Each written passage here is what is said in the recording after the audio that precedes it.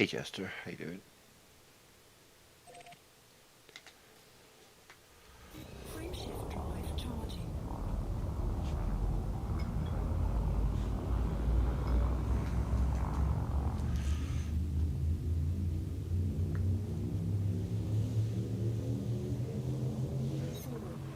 three, two, one.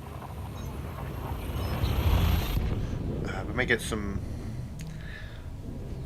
Final Fantasy V later. I'll probably do it tomorrow to be fair. I just been really craving some space simming today. Fuse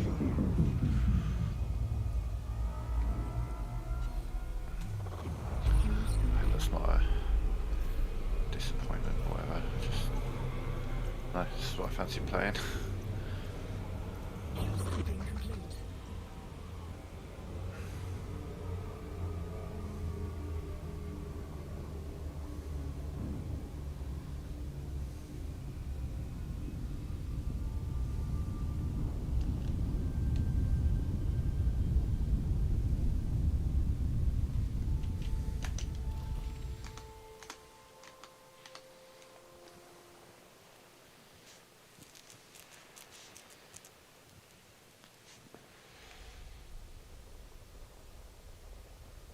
Nice.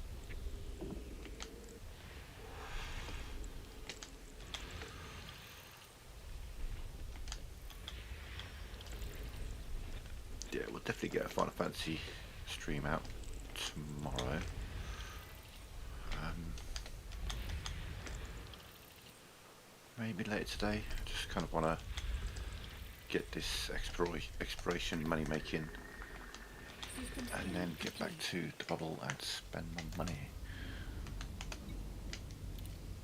But I've got to make sure I earn a bunch of money first. 2 and 3. Too close than 3, yeah.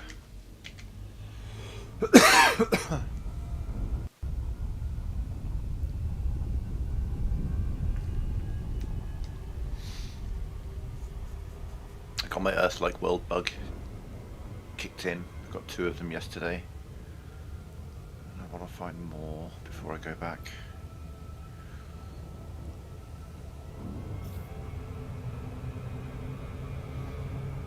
I just try and imagine what it would be like if this was a reality, you know, if I was born in a timeline where this was possible, discovering an Earth-like world for the first time.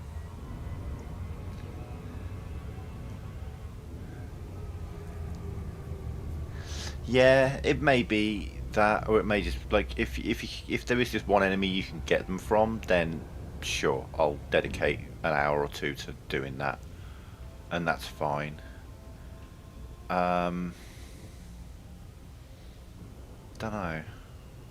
Just wasn't really feeling in a Final Fantasy mood today, I guess.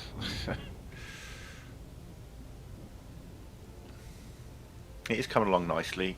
I am like, obviously,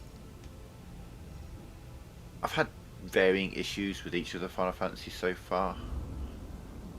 Um, Minor ones to major ones, like obviously 4 we didn't like. We really didn't mind 3 and 2 and 1. There were little bits here and there. I didn't like the back and forth nature of 3, but I didn't mind the progression of the combat and all that kind of stuff. I'm finding it a little where I'm feeling there are times where I'm kind of forced to have to fuck with my jobs and switch them around, which that's not a thing in later games. Like Final Fantasy 12, the Zodiac Age has a fully fledged job system. There are 12 jobs, 6 characters. Everyone can have 2 jobs, and at no point in the game are you like, oh shit, okay, I need to switch everyone over to fucking monks and ninjas for this one particular fight. No, you would have a party that's set up and able to function no matter what the situation, rather than shit, okay, right, well, you've got to be this, you've got to be that, you've got to be this, you've got to be that, or I've got to change everything because what I'm currently got isn't going to work. I like the idea of being able to build a party that is preemptively able to cope. Sure, I change an accessory on everyone. Like in Final Fantasy 12, you know, I'm fighting a dark enemy. Everyone's got a thing that absorbs dark or whatever. Yeah, I get it. I get it. I just, Surface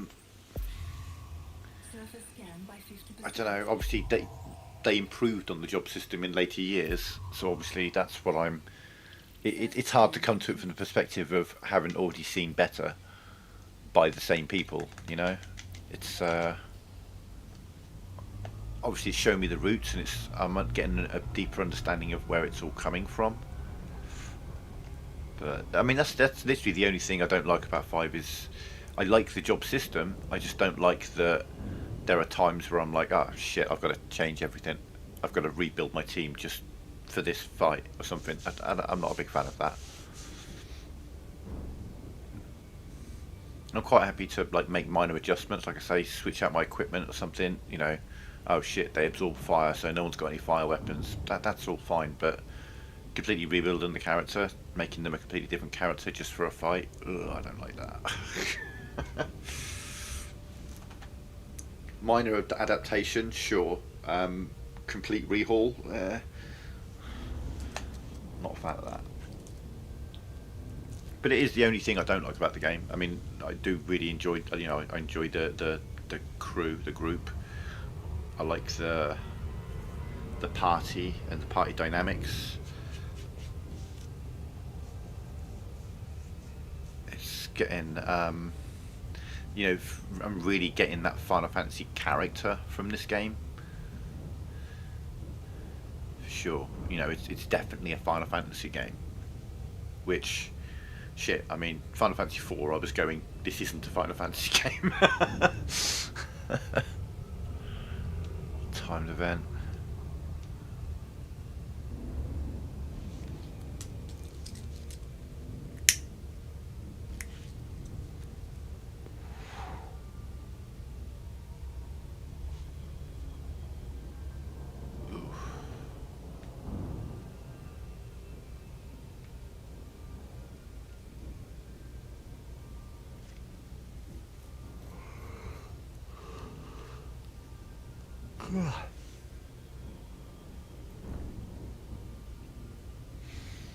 Timed, yeah, timed dungeons. Yeah.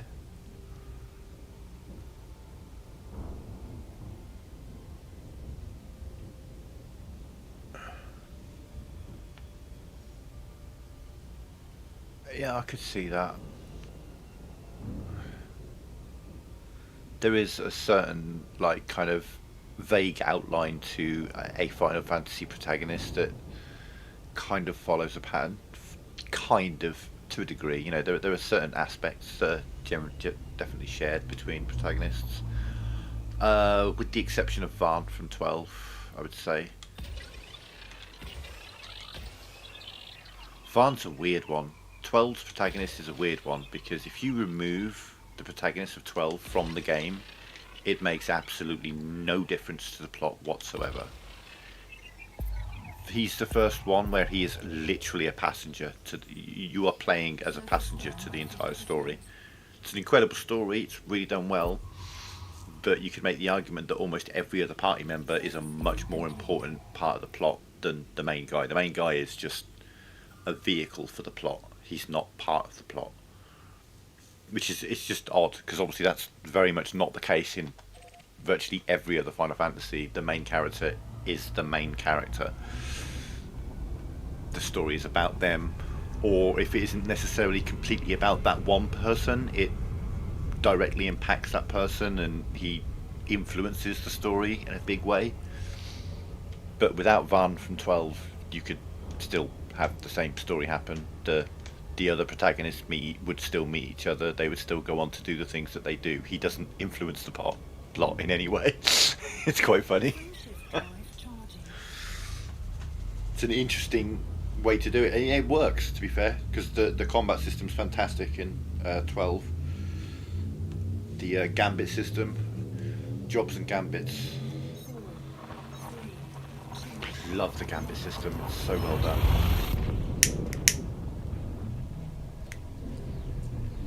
You can kind of have your party working on autopilot.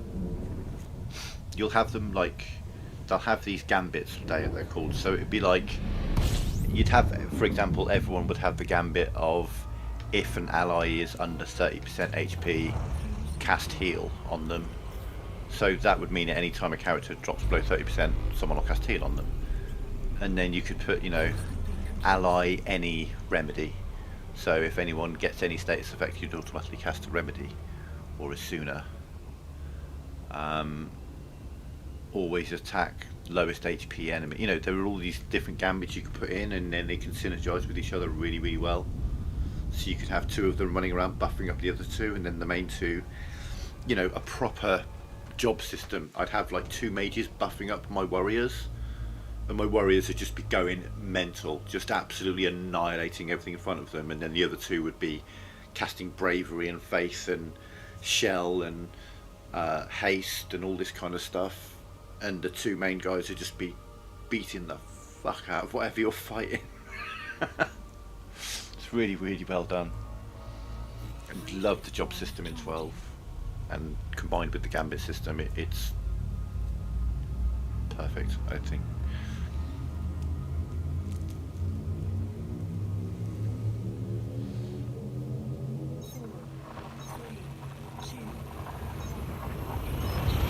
I may do a 12 playthrough later in the year.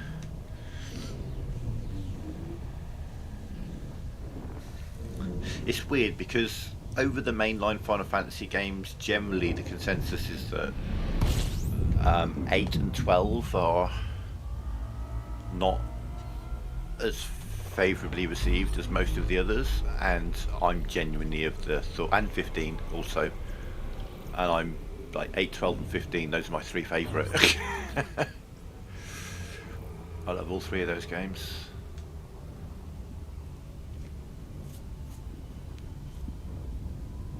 So we've got 2 planets.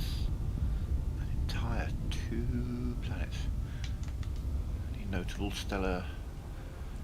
one planet. One icy body that's chilling around. System scan complete. So your B, your C, your D. Yeah. 13 round 4 is bad, yeah. I can't speak on 13 because I've never played it. I've never played it. I enjoyed 1, 2 and 3. I didn't enjoy 4. I'm enjoying 5, though certain parts of it I feel are a little bit of a slog. I mean, obviously with the blue magic stuff. I think maybe it's a pacing issue with 5, maybe? I don't know. Do you know what? I think I know what it is. I mean, obviously the having to switch out jobs, I think I know what my issue with 5 might be, actually thinking about it. System scan complete. And that is, you never really know how strong you are. Do you know what I mean? In 1, 2 and 3, and then in later games, you kind of always know how strong you are in relation to what you're fighting. And if you're in this area, if you're in like the highest level area you currently have access to in a story way, you will have a good idea as to whether your group is going to be strong enough to deal with the fights. And you go into a fight and you can instantly kind of know, yeah, all right, my group's definitely strong enough for this. I never know. Sometimes I feel really, really strong in 5. Sometimes I feel like, oh Jesus, I'm not doing anywhere near enough damage. And there doesn't seem to be a huge amount of consistency to that. Yeah, maybe the bosses are just like a little bit too much of a spike here and there. Not always, don't get me wrong. But generally, Final Fantasy, obviously these are all things that they get better at over the years, but one thing they're really good at now, especially over the later games, is that constant sense of progression. Like, you're getting stronger and the enemies are getting stronger, but neither one of you is necessarily shooting ahead of the other. And if they are, it's normally you who's shooting ahead because you've done extra side quests, you've done a bit of grinding or whatever, and you're a bit stronger. It's not often that you'll walk into a situation where you're like, oh shit, I'm just this fight's taking forever. And there's quite a few times where that's been happening in 5. I'm like, I don't feel strong. I don't feel like I feel like I'm underleveled for this area, and then I'll get past that area and go to the next area, and I'm like, oh, blitz them.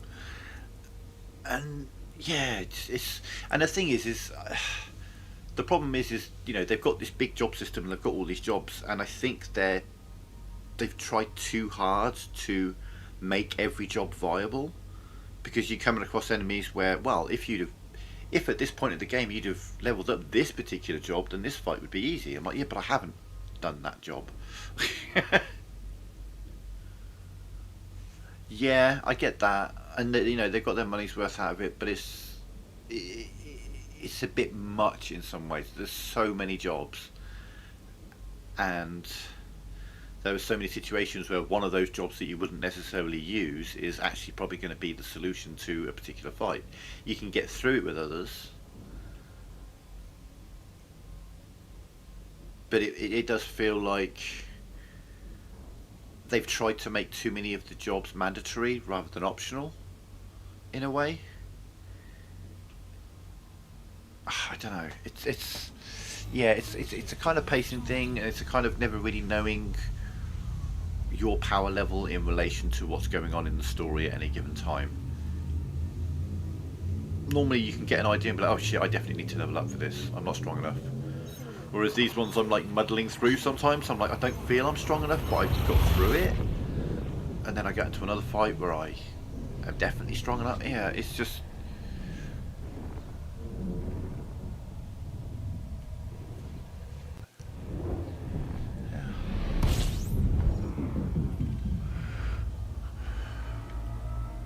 System scan complete. It's just that thing, obviously I've only played the newer games, so I've already encountered varying degrees of perfected mechanics over the years, and now I'm taking on imperfect mechanics, and that's just the nature of the beast. Obviously I'm regressing in terms of what I'm playing, Frameshift drive charging. so it only makes sense that they're not going to be to the level that I'm used to. And I can see that progression. Obviously playing these games, I can see that they are improving and they are getting better through time. 3, 2, And you could make the argument that 6, 7, 8 is basically their perfect time, their peak time, or 6, 7, 8, 9, 10. I struggle to get into 9, but I know that it's beloved. So 6, 7, 8, 9, 10. Like 6 is very good. system scan complete. Fuel stopping. 6 was a lot of fun. I really enjoyed 6. Fuel scope disengaged. Terror, she's cool. Frameshift drive charging. It's like 10. Like 10's really, really good, but I wouldn't be able to get a platinum trophy on 10, for example, if there was an option for that. They went too deep on the insanely difficult requirements for mini games. The lightning strikes, the chocobo run, the stupid butterflies in the forest, all these things that you could do, but you'd have to spend hours and hours and hours and hours trying again and again. Oh, especially those lightning strikes and the chocobo run. Fuck me. System scan complete. And the thing is they kind of balance the game around you getting that stuff. If you really want to get the most out of that game, you do need to break the damage limit for everyone, and to break the damage limit for everyone is incredibly difficult. It's something I've never managed to do. I've managed to break the damage limit for a couple of them, but not for all of them. I think Oren and Kamari, but not for Tidus. Waka. No, it's never really appealed to me. Frameshift drive charging.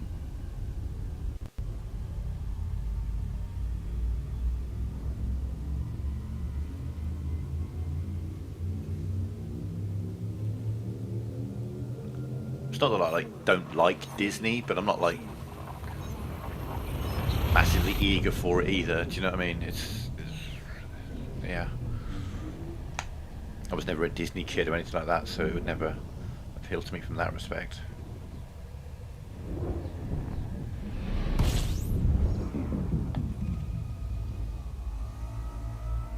System scan Jesus, complete. was that 4 in a row? Fuel scooping. System scan complete. Fuel scooping complete. Nice.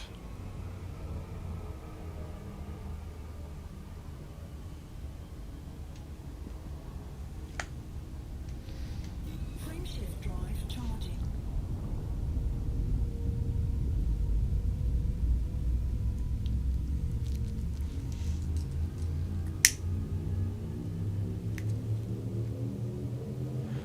Four, three, two, one.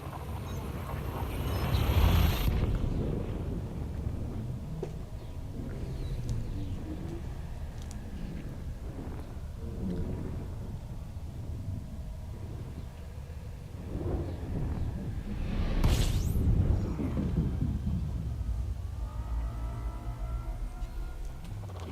Fuel scooping. Okay, we have planets, finally. We also have 2 stars. Fuel scooping complete. Secondary star is a K. No, it's an M. Okay. That's only going to have icy bodies around it. That's fair.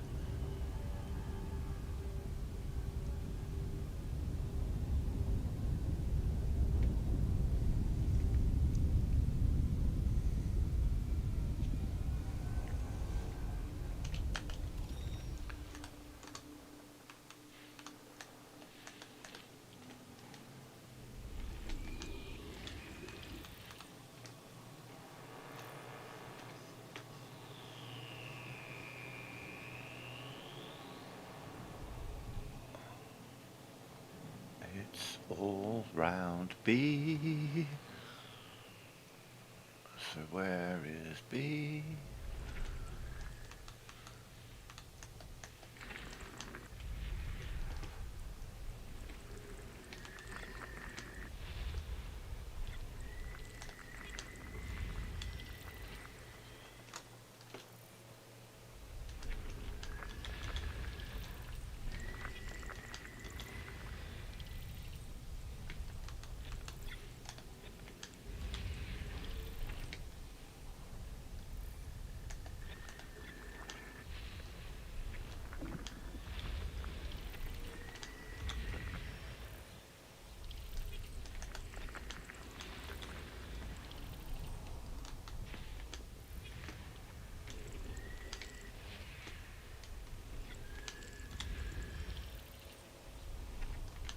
System scan complete.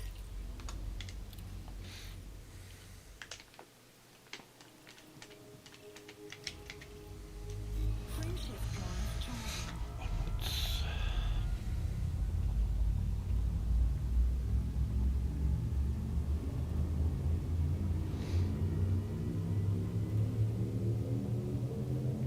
Four, three, two, one. Ignition.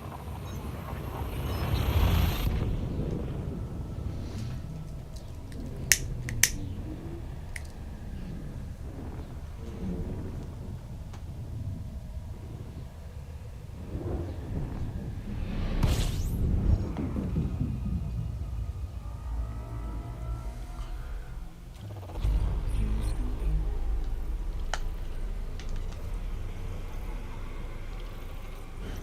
5 stars, 1 planet. What sort of stars we got? Disengaged. K, M, M, M, L. And 1 planet. 1 water world, okay.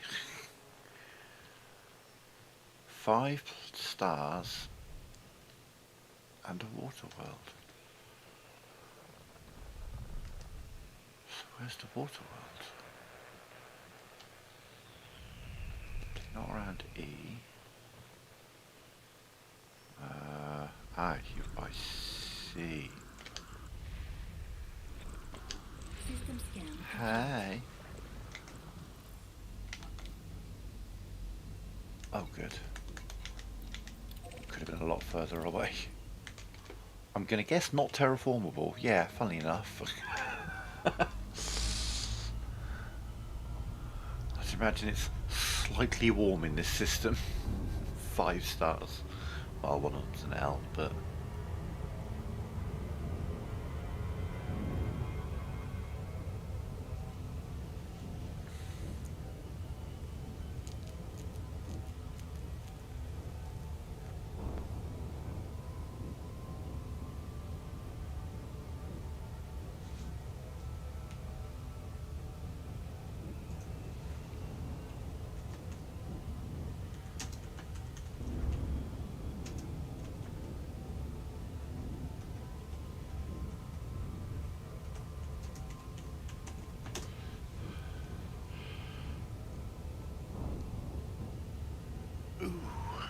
yeah.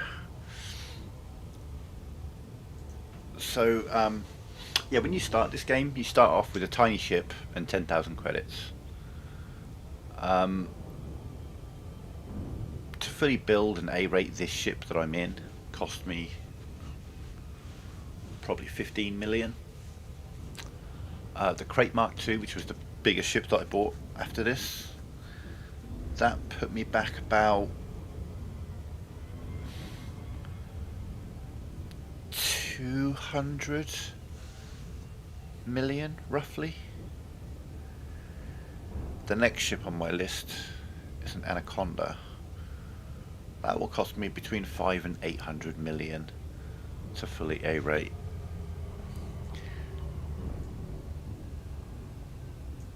And then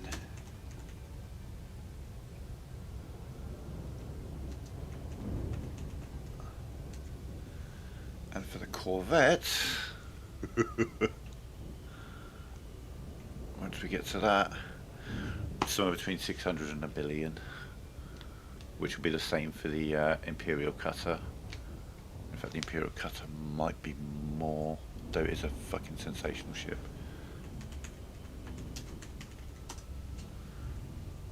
Cutter, yeah, between a billion and 1.5 billion. It's the most expensive ship. So we've got a long way to go.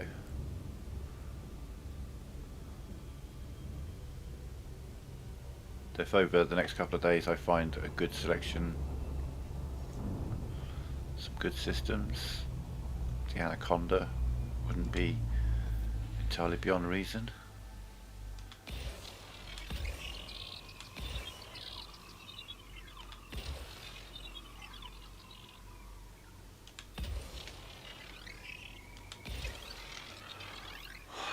You're a big one. Did we get all of you? Maybe not. Surface scan by 50%.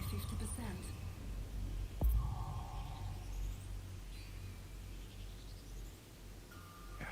Surface scan complete.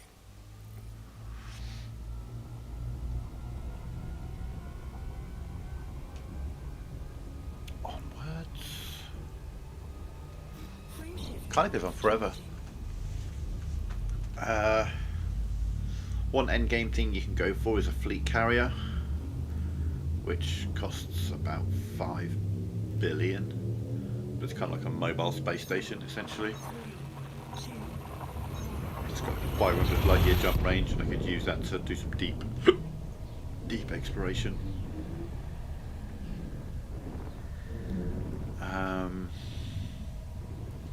But to do that, you've got to get. I mean, it costs you 5 billion to buy it. Probably costs you 10 to 15 billion to buy it and outfit it, and then you've got to raise fuel for it. Which mean mining. Yeah, it's a lot. But yeah, there's no like story that I'm looking to get to the end of or something, if you like.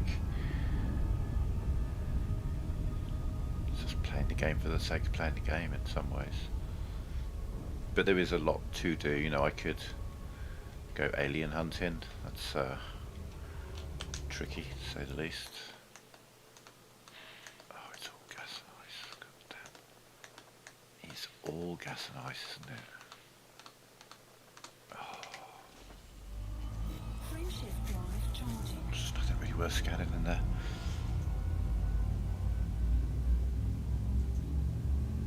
Then you can pledge yourself to powers, you can try and work on the background simulation, but that's... you'd have to put some time and effort into doing that. Like, I could start a war, for example. I could just pick a system and start a war in there. It'd take a bit of time and effort to get that war to start. But I could start a war in a system. I'm not entirely sure if one person could do enough to... well, if they're the only person working on that system, yeah, a solo person could influence the system enough. Each system has factions.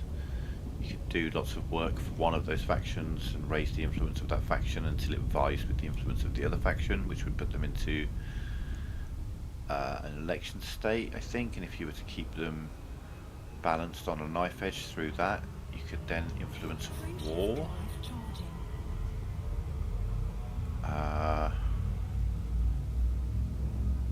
Yeah, I mean, like I say, there's so much to do, but there is no... I mean, it's a true open world. There is no, oh, do this quest or do this quest. There are no quests. There are missions you can take, stuff like that, but there's no, this will get you to an end game, or this is the final objective or anything like that. There is no objective to this game. You do what you want.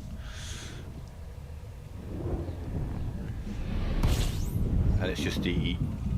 it's, you know, I'm not playing this game for its story, I'm playing it for its gameplay. It is the best space sim available to me. And I have a love of all things space.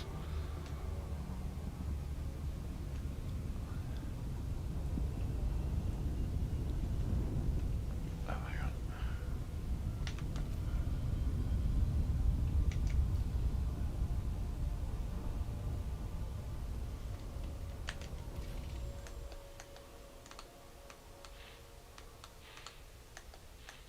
It's just all dross again, isn't it? It's less dross, but it's still dross. It's going to be one gas giant. Get off. With a bunch of planets around it, yeah. Meh. Meh. Meh. Meh. Meh. System scan complete. Frameshift drive charging. That's it. I mean, I don't mind scanning a system like that. It's worth nothing to me. Like 10 grand maybe, tops. But a system that's just that stuff, but there's like 40 or 50 bodies, I could spend 5 minutes scanning it all for 40, 50 grand, or I could just move on to a system that'll earn me 5 million, you know. I'll go with option 2.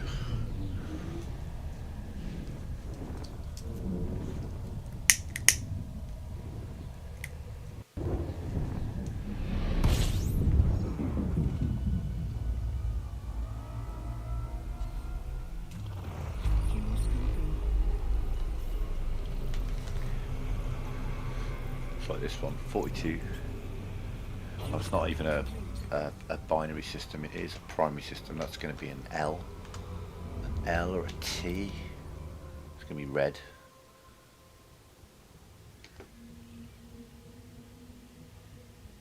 Yep, going to be red. Okay, it's got some potential.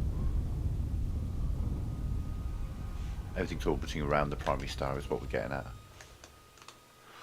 A water world, rocky bodies, gas giants, asteroids. Okay, so there's going to be literally one planet. That might be 2 water worlds. There's 42 bodies in here, potentially.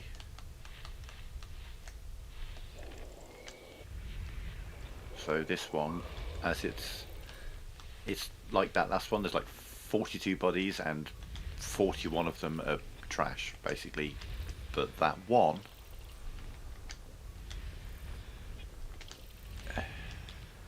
say 40 bodies, let's say it's going to average out roughly at most £1,000 each, so it's like 40 grand. That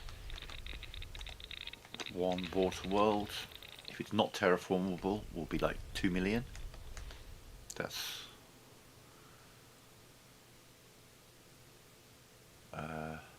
That's like 50 times the value of the rest of the system put together. 40 times. No, 50.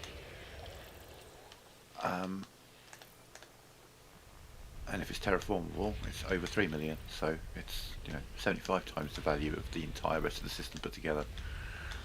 So that's why I don't spend my time working on the crap, because, like I say, one planet is worth the value of 70, 80 of these systems combined.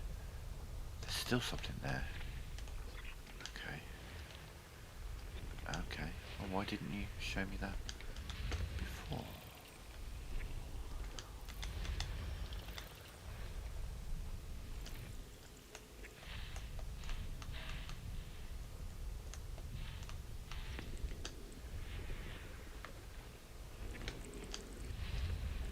It's just going to be all icy bodies.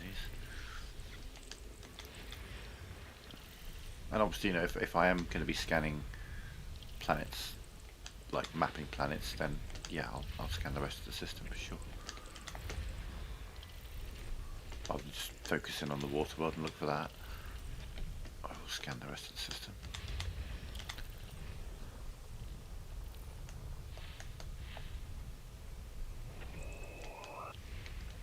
Lots of gas giants in this system.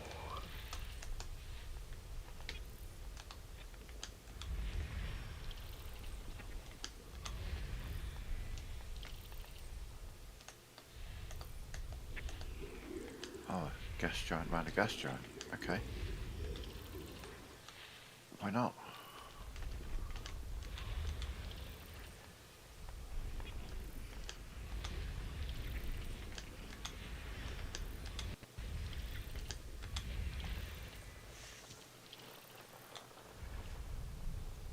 Like what I'm doing now, the scanning of planets, or like the background simulation type thing I was talking of earlier. Oh, okay, yeah. I mean, obviously, if I had my SRV with me, which I thought I did, and then I landed on that planet and found out I didn't. These particular planets aren't any good to me, but there are landable planets, and when I scan them, I can see what resources are available on that planet.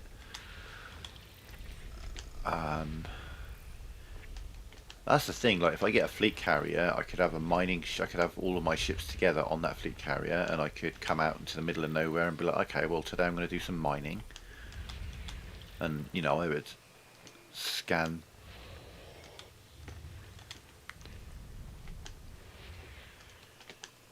this planet's rings and see what's available. Maybe they'd have some platinum, or it's a ringed warp world. We do like a ringed warp world because they're very pretty. System scan complete. If it's ringed, it's probably not terraformable. No, you're right. You're not terraformable, but you have rings. Metal rich and rocky.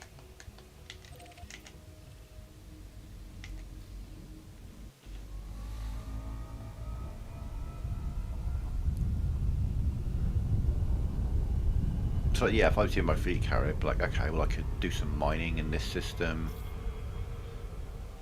to get a bunch of things to sell. Some rare metals to sell, some platinum, some painite, some low temperature diamonds you can get out of ice rings.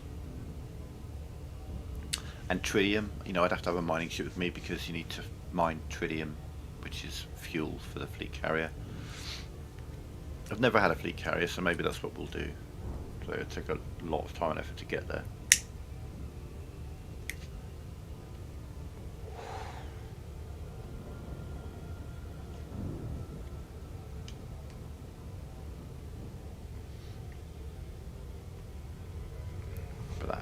greatly increased jump range. Like a 500 light year jump range is huge.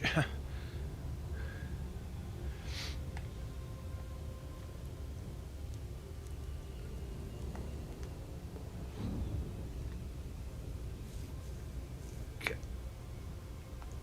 Now the trick with scanning ringed worlds is you kind of got to get above the plane so that the ring isn't in the way of your probes.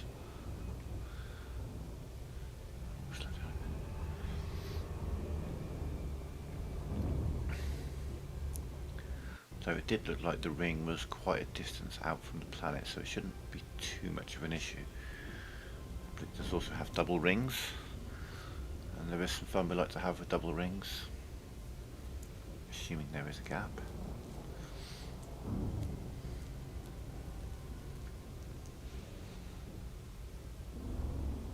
Oh yeah, there's loads of room around him.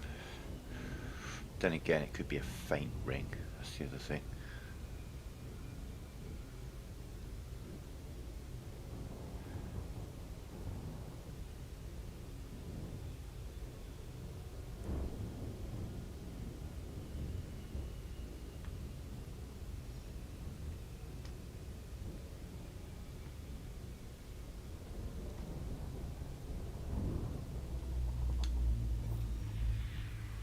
Seven probes, okay.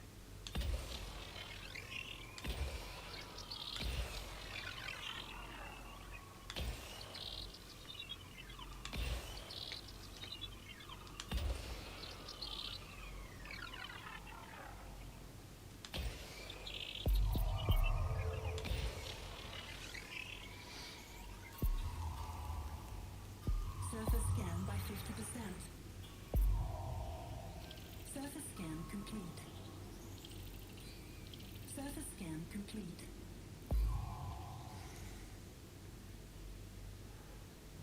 Surface scan complete.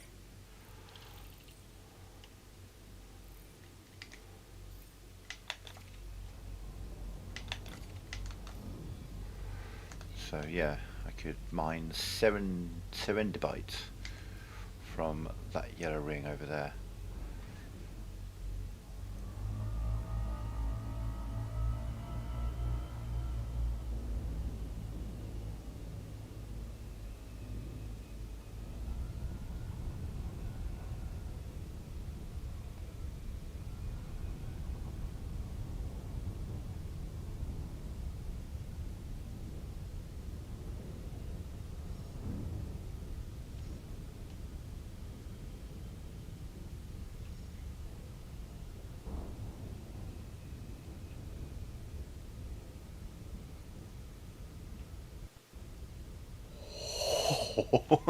Very close.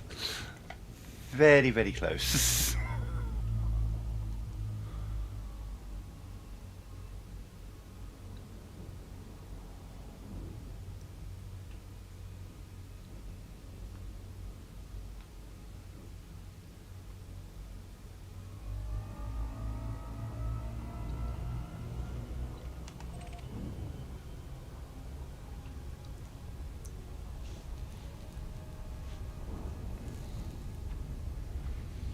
See, if I had my mining ship, I'd be able to mine that for resources, unload them onto my fleet carrier, that kind of stuff.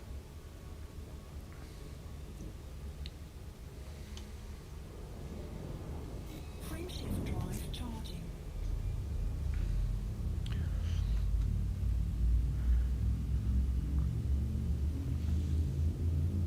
And on PC version, there's exobiology, so you can go out looking for plant life on planet surfaces, which is something you can't do here. And you walk around. It's an FPS when you're on planet, first-person shooter. You know, you can infiltrate bases. There's people to kill. There's factions to fight for. There's all kinds of stuff to do on PC that we never got on console.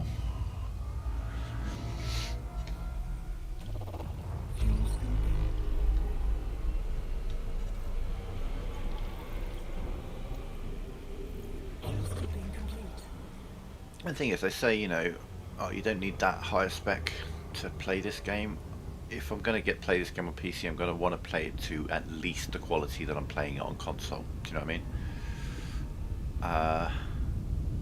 Which means I need to get a PC that would be able to run the game smooth enough to have this level of smoothness that I'm used to.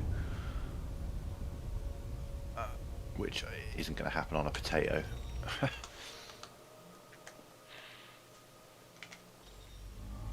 Frameshift drive charging.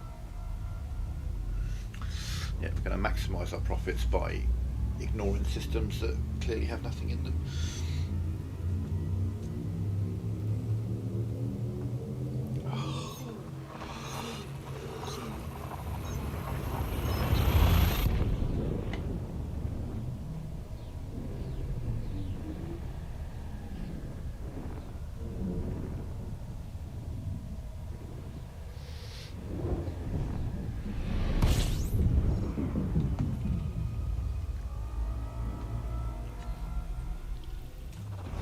Fuel scooping.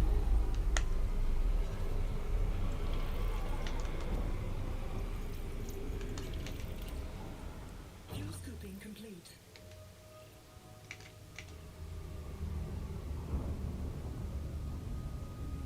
Frameshift drive charging.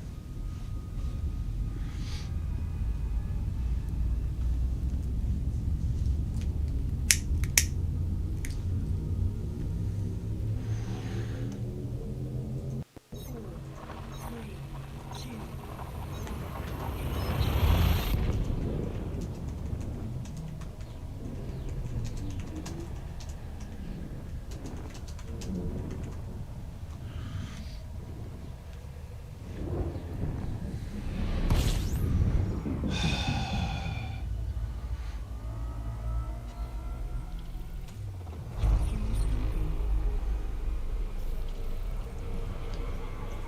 I think, why are you sighing, Tim? What could possibly be wrong? Fuel scooping complete. Motherfucker.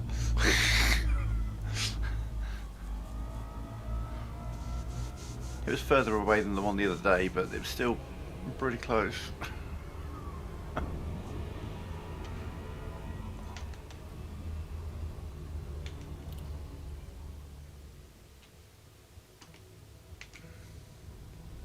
Wait. 1, 2, 3, 4, 5, 6, 7, 8, 9, 10. What did you say? See you later, okay. Frameshift drive charging.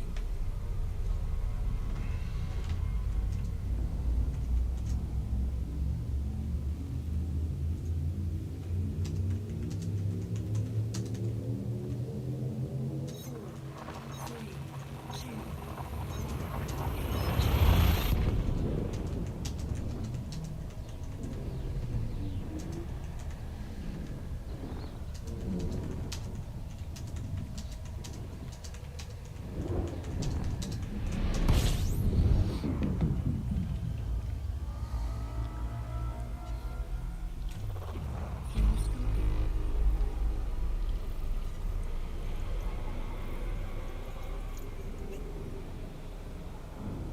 Fuel scooping. Fuel scooping complete.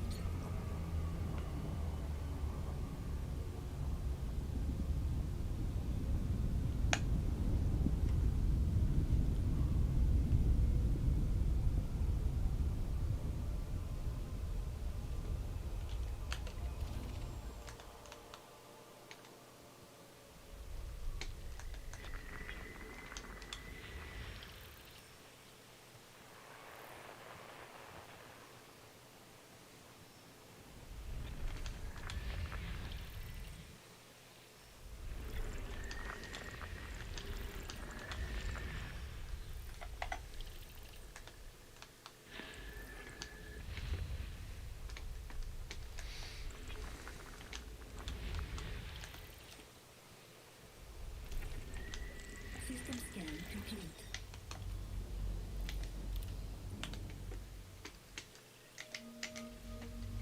Frameshift drive charging. Onwards. Not finding a lot today so far.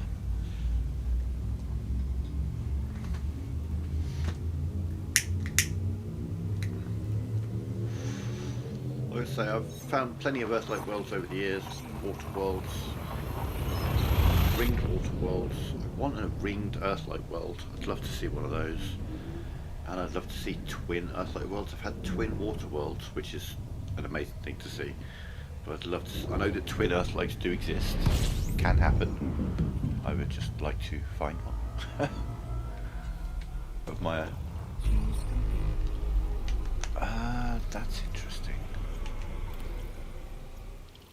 So those are all. Fuel scooping complete. Yeah, they're all discovered simply by virtue of arriving in the system. There was no scan done to find them. 13 bodies, 5 stars, 6, 7, 8. 5 stars? 4 stars. 4, 5, 6, 7. So there's still 6 bodies to find. And honestly, with the location of the inner bodies, what kind of star are you? Really, really close star. Okay.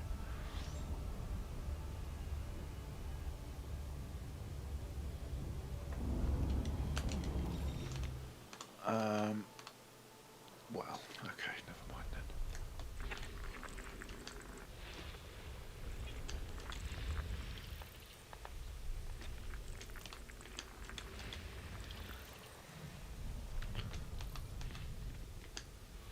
Oh, you're the one I'm hoping for. There's another one that's got potential. This one.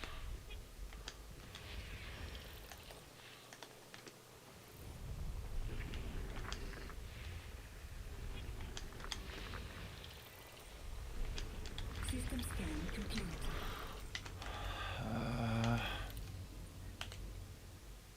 Jesus.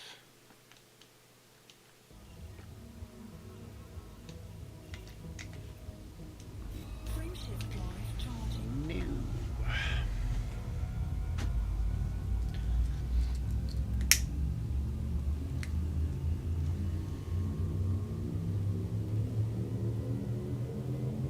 Four, three, two.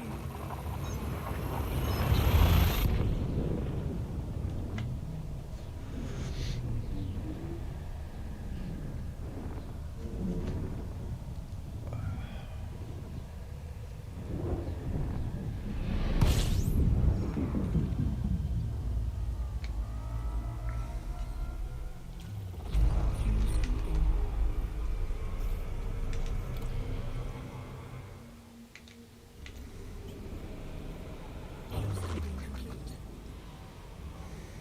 Oh, we're doing a little jump next, are we? What? Why?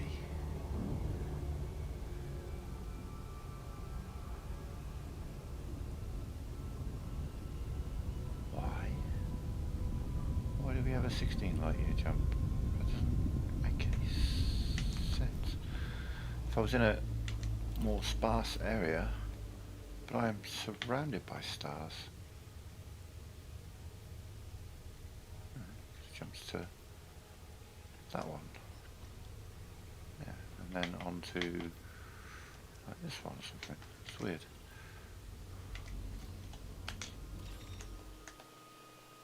Do have a water world. I suspect that's the one that the person who came here first found. Looking at old exploration, so it won't be mapped.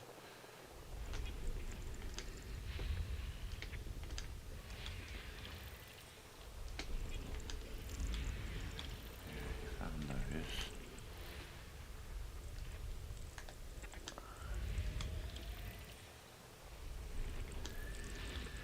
Oh, we got that one as well. Oh, so we didn't get the water world.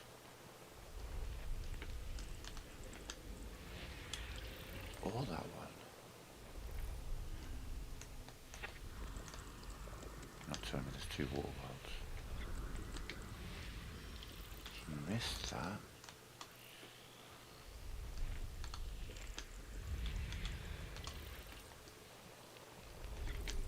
System scan complete.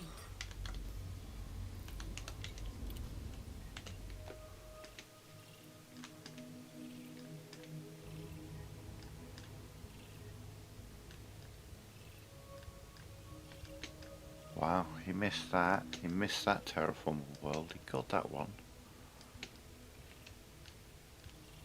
Okay, 3, 4, 5.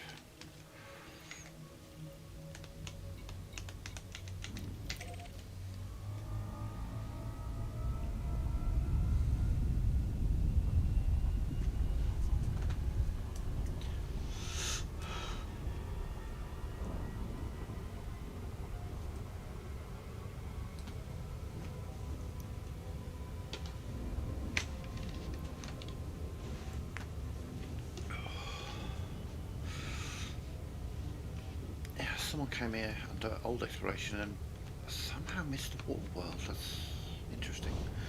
Unlucky.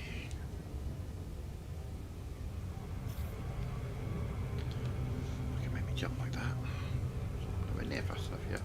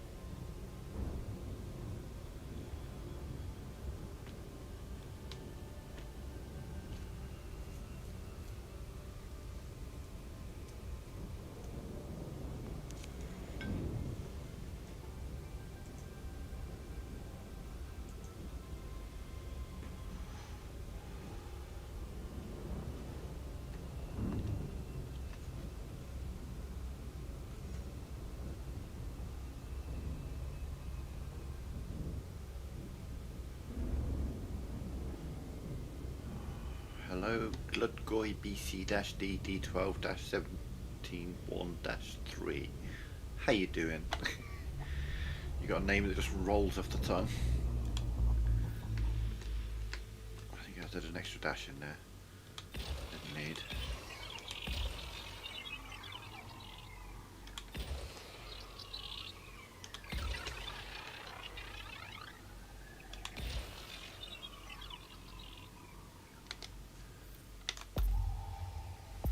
Three, 4 and 5. Down. Surface scan by 50%.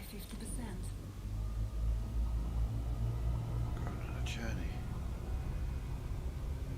Surface scan complete.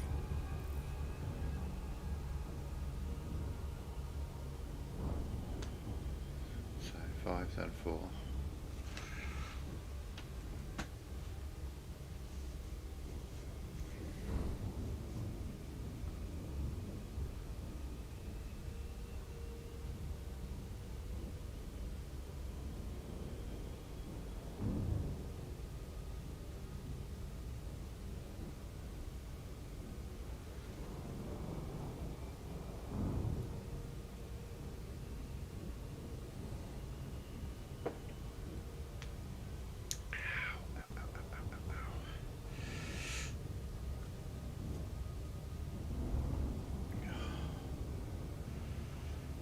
Many years ago, let me see, Jesus, 20 years ago, when I was living in the States, had a accident where uh, a door had been caught by the wind and was slamming shut, and I put my hand out to stop it, and I aimed for the wood, but my hand slipped and went straight through the pane of glass. A severed tendon in my little finger in my left hand and some nerve damage around there, and it's just aching like a son of a bitch today. Just being all tingly and nervy today, I hate it.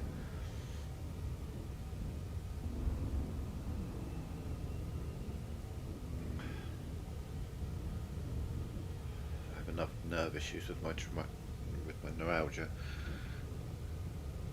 This is painful, just weird, tingly and achy.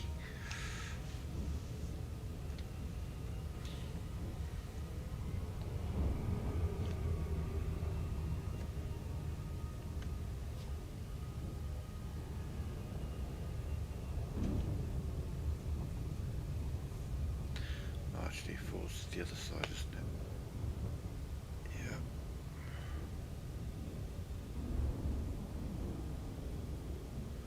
Oh god, and the moon's this side as well. Okay. Just to slow me down even further.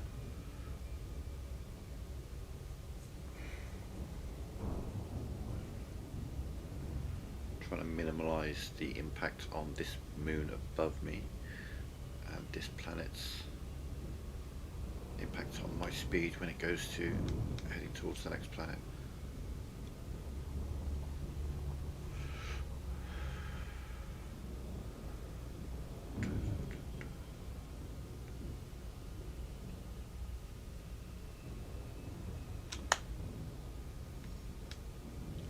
Doesn't look very watery, does it? It's kind of like an icy world. Lots of vapour, lots of atmosphere going on here.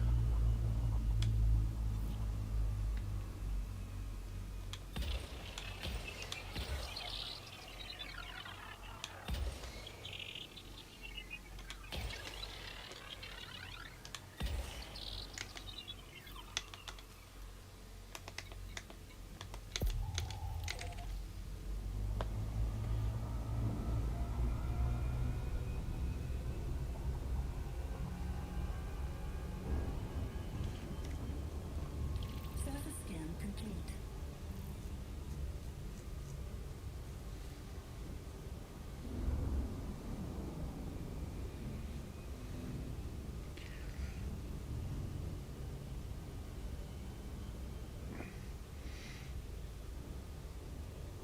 So this system, for example, we've got a water world that's not terraformable, that's like 1.9 million. We've got a terraformable high metal content world that hasn't been discovered, that's like over 2 million. And then the one that has been discovered but hasn't been mapped, that'll probably be like 1 million, maybe.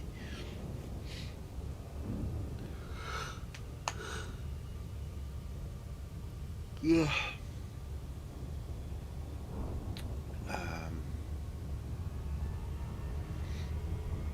So this is probably like 5 million system, roughly.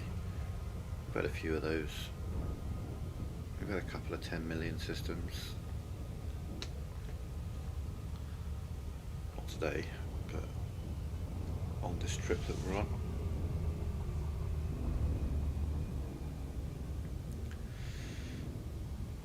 We have traveled quite a long way. We're probably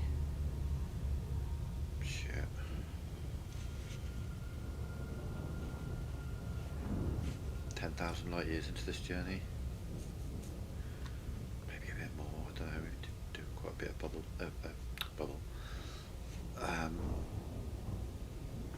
nebula hopping, one of which was to the Bubble Nebula. I think that's the Heart and Soul Nebula still being quite prevalent in my sky.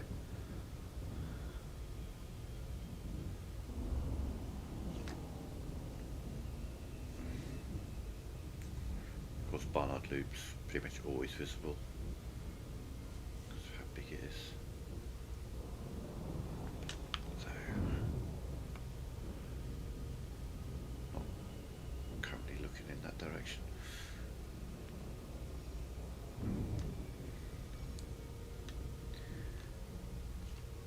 And 3, 2, 1.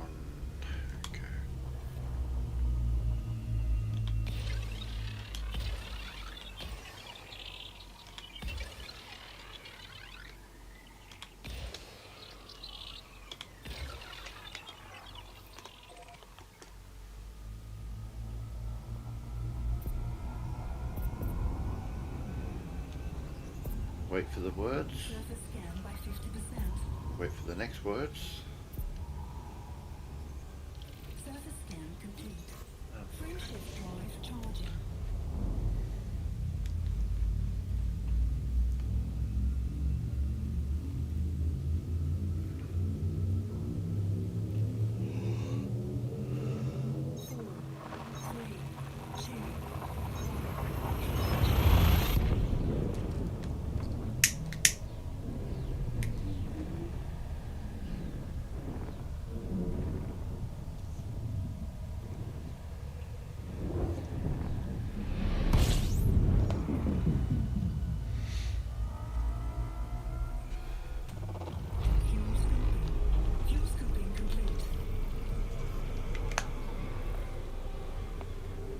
stars, 1 planet. What'll it be?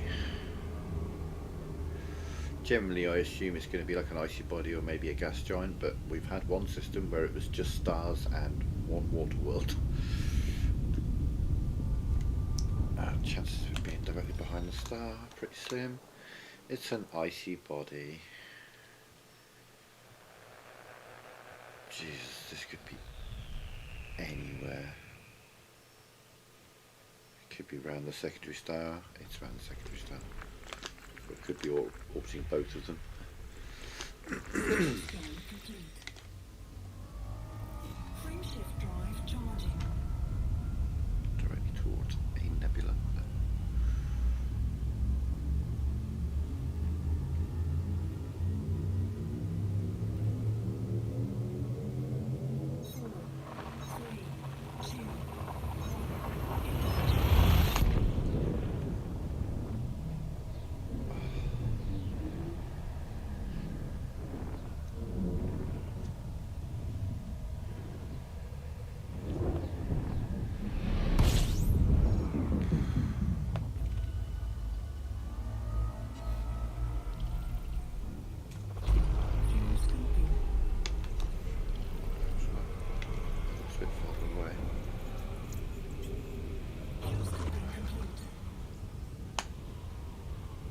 Again, I didn't, that secondary star that's right there, I didn't have any impact on that because that's not the direction I came from, but if I was coming in a different direction you could feasibly land in the system and hit that secondary star.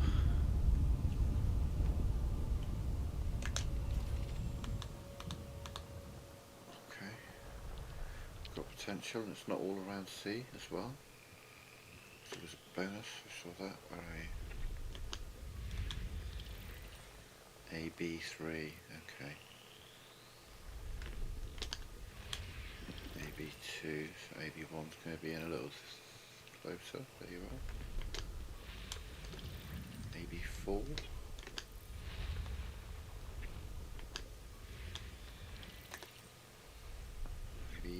AB4A? Yeah. Oh, well. Don't even need to open the system up for that one. They're all landable bodies, so not terraformable. You can get terraformable landable rocky bodies, but they're not worth anything.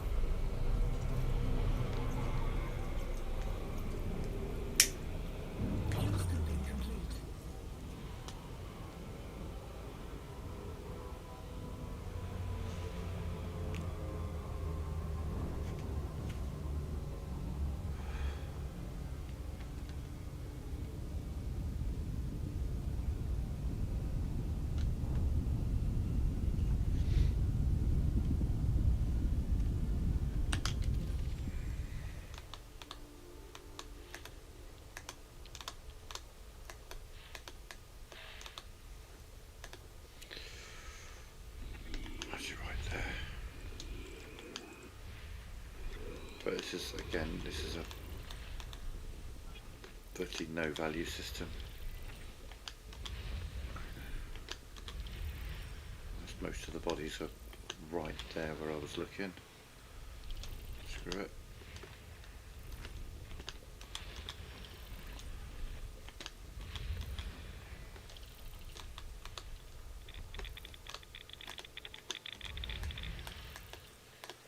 Yeah, 2 gas giants in it. Get off.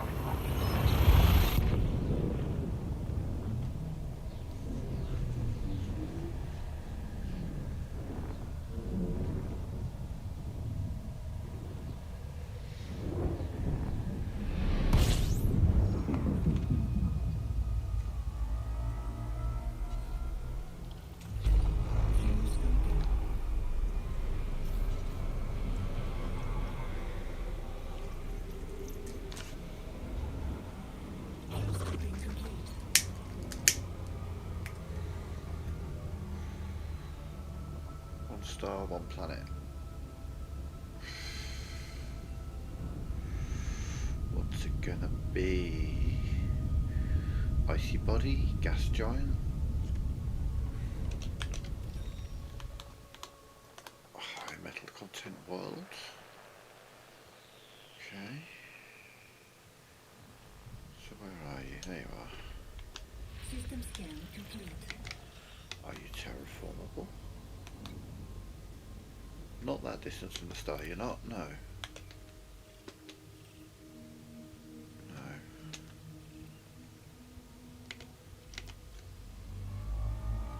Frameshift drive charging. It's not kind of accurately showing. Hang on, if I looked at the orrery, you'd see. Looking at the system map like that, it makes it look like this planet is really close to the star, but it's not. It's 5,500. So if we go to the orrery, you can kind of see how it's. There's the star. Whoa! Oh, it's orbiting in a weird direction. Wait.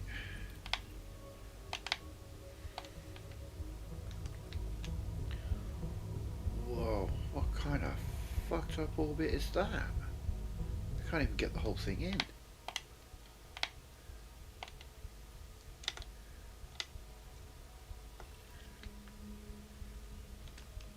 Wow. We need to get that orrery back off. There we go. Frameshift drive. It's not even doing like an elliptic. It's kind of almost like an elliptic orbit, but it's it's getting slingshot round, so it's clearly like accelerating as it goes round the star and then getting shot off, but still being kept with the gravity, so it just shoots up and around and I'm just slowing down as it comes around and then gets slingshot around again because it passes very close to the star. Just at the moment it's nowhere near the star. I should have looked at the orbit time. Years, I'd imagine. Fuel scoping. System scan complete.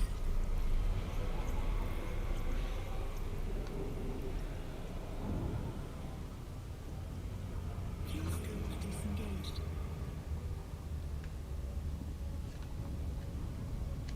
Frameshift drive charging.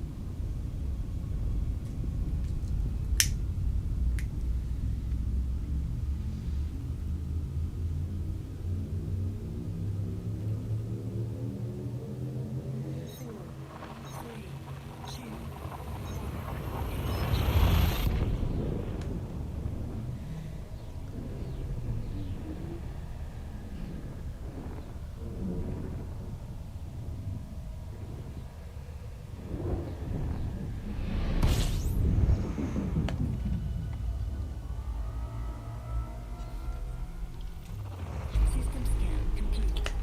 Fuel scoping. Fuel scoping complete.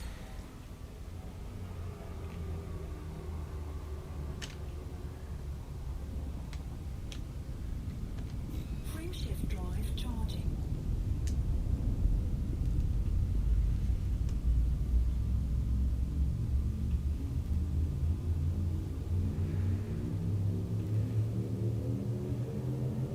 Four,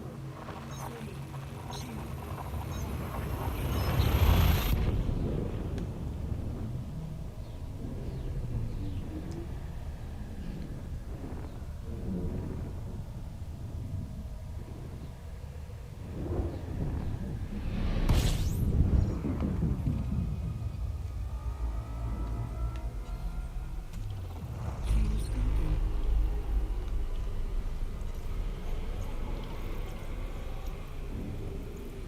Fuel scoping complete.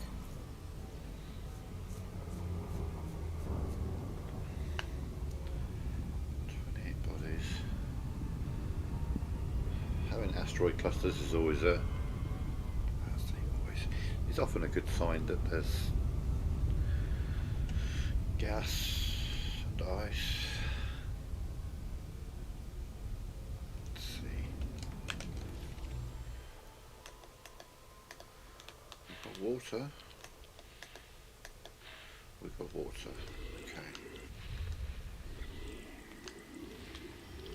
Whoa. Really thin ring, miles away. It's pretty cool.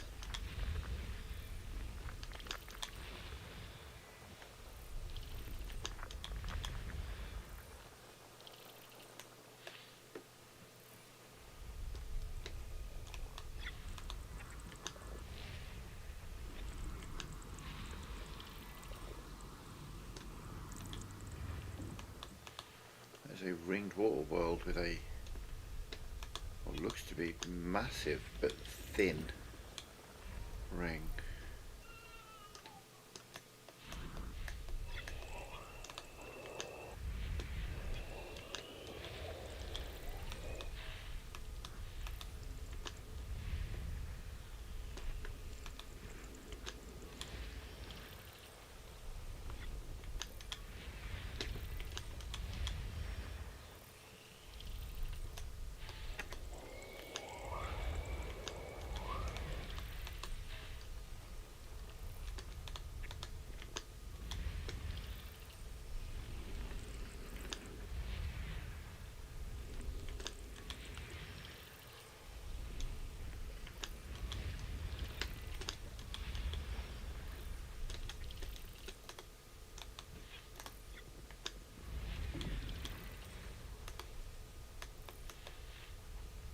Really is just one decent planet in this entire system.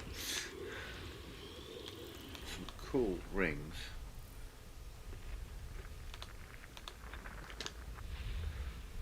Ringed gas giants. Should be a cool looking system map. But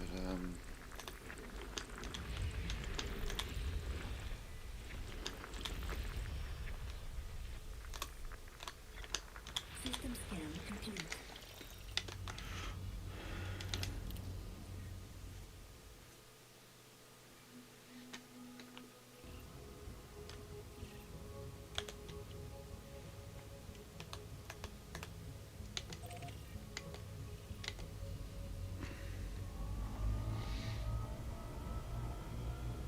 so there's a moon that's orbiting around a ringed Earth-like world that is orbiting around a ringed gas giant.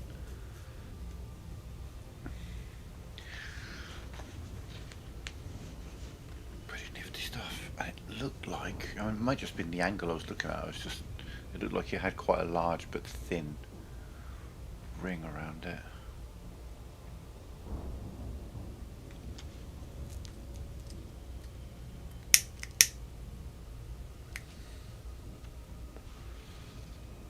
Oh yeah, it does have quite a large but thin ring around it. Does it have twin rings around it? No. Maybe.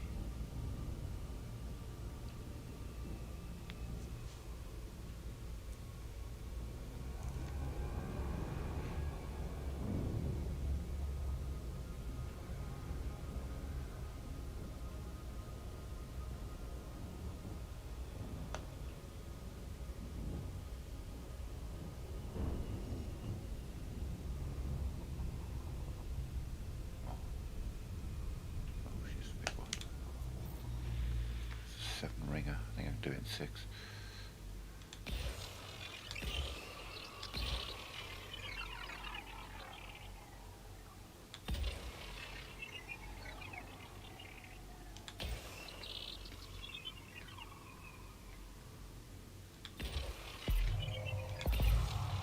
Is it a double ring? I think it might be. It is a double ring. Fuck. Surface scan by 50%. Surface scan complete.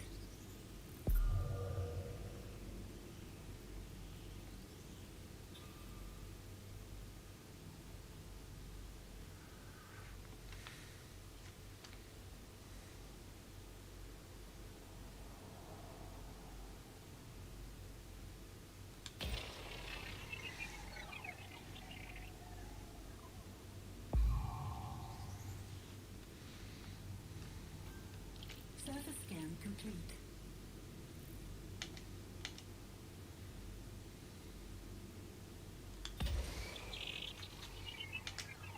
So look at the reverse of the planet. That should land pretty centrally in that square of unscanned space. And boom. Oh yeah, look at that. Surface scan complete. Perfect.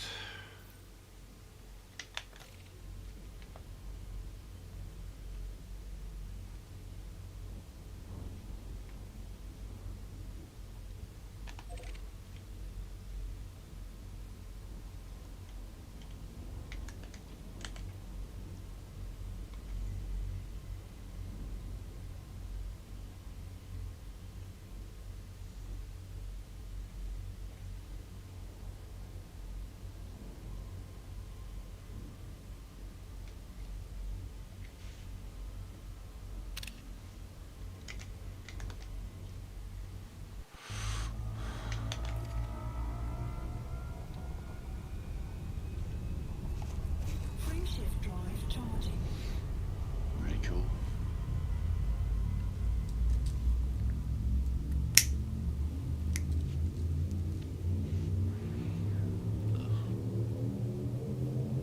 Four, three, two.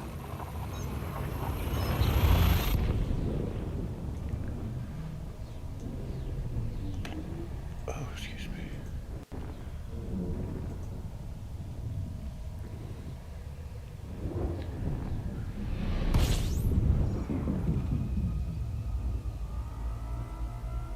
System scan complete. Fuel scoping.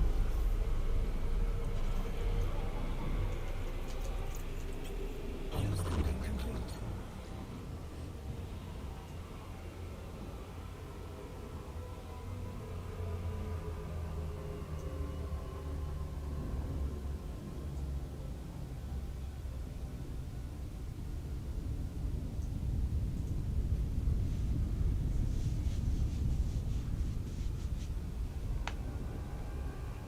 Frame shift drive charging. Four,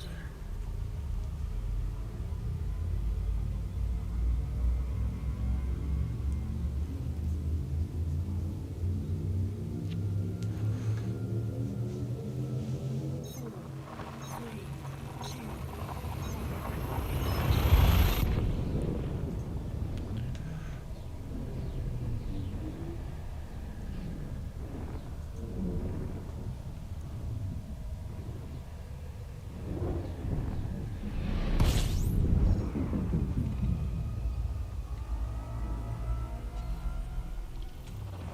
Fuel scoping.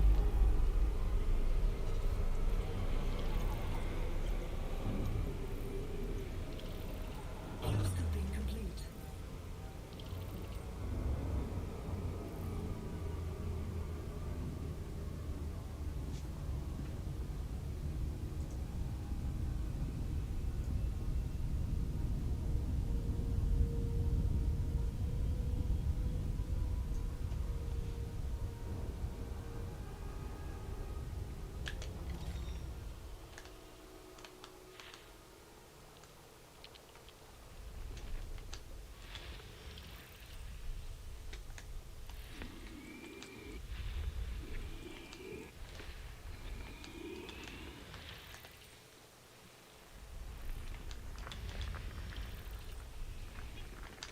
So this is a sort of system where if either of those high metal content bodies are terraformable, then hell yeah, absolutely worth doing all this. If they're not, then I've just wasted my time. We shall see. Oh, look at that colouring on that. That's cool.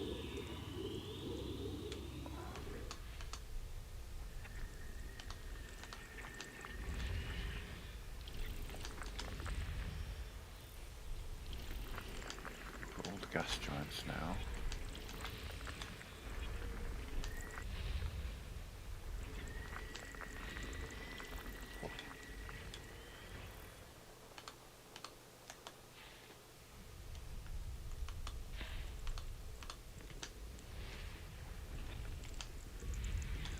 See, any of these high metal content worlds could be in with a good shot of being valuable. And until I found that system with all the terraformables and the Earthlight the other day, my highest value system was one that had 5 terraformables. No water world, no Earth-like. Just 5 high metal content worlds that were all terraformable, and you don't really see System scan complete. 5 in a row like that. This system says no to all of those. Maybe, yes. 1, 2. Okay. Yeah. 5 and 6.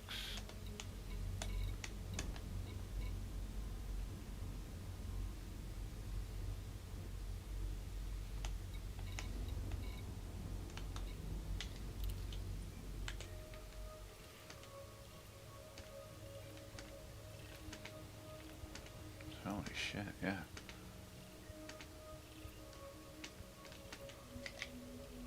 They're all close, but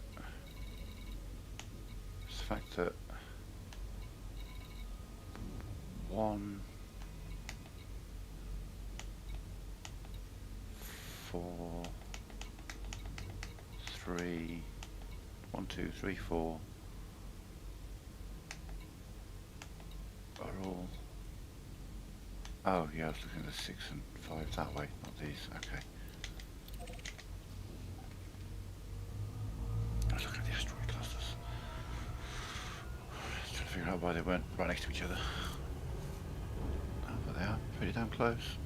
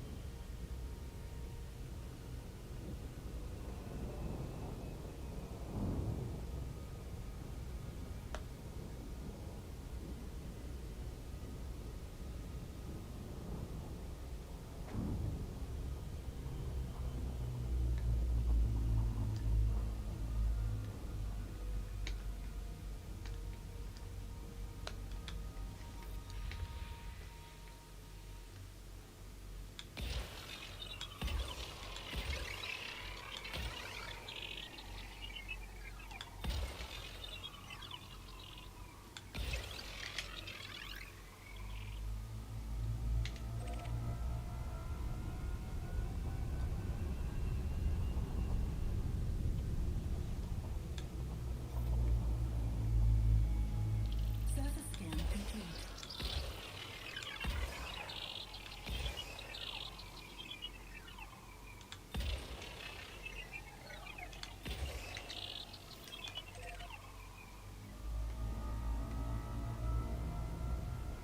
I'm gonna make a cup of coffee. I'll be right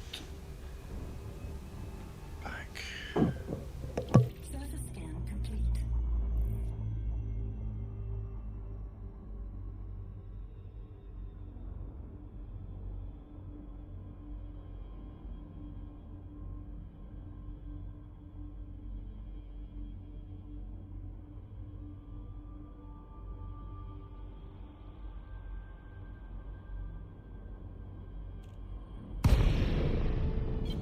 Flight assist off. Flight assist on. Flight assist off. Flight assist on. Flight assist off.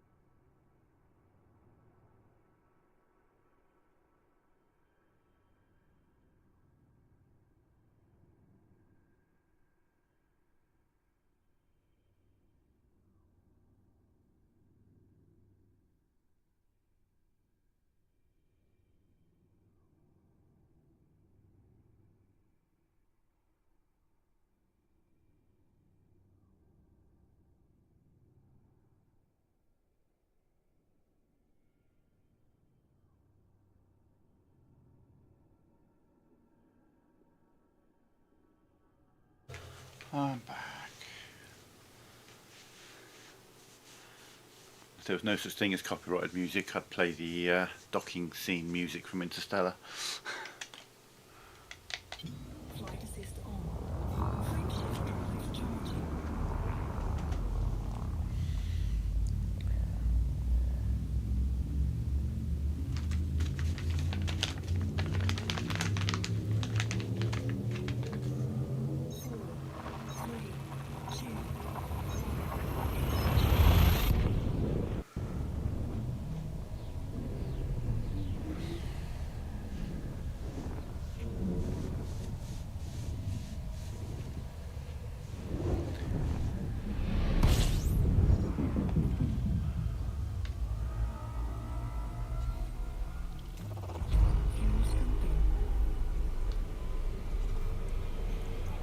I'll have to look.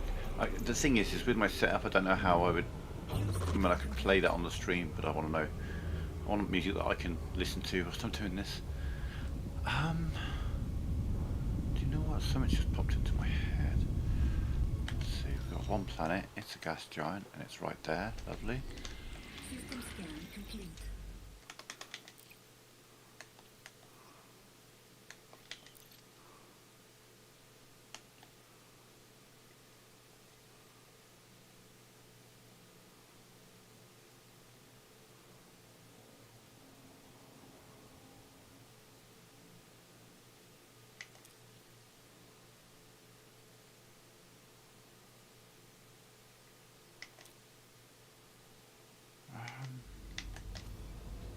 See,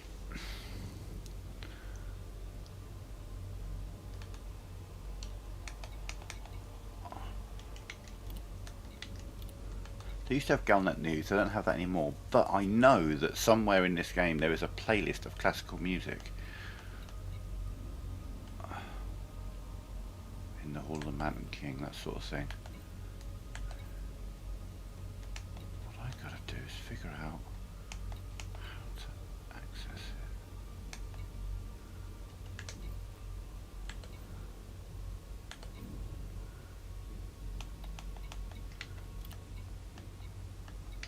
There's nothing there.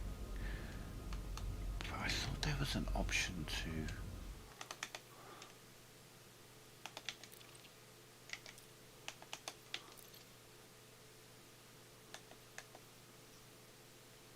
It's not under graphics, obviously.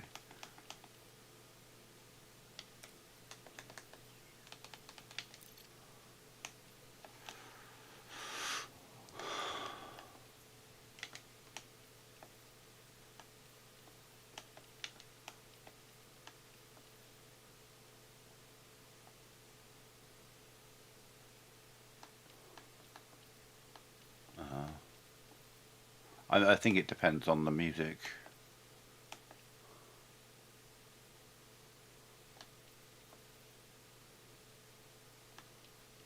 I don't know where it would be.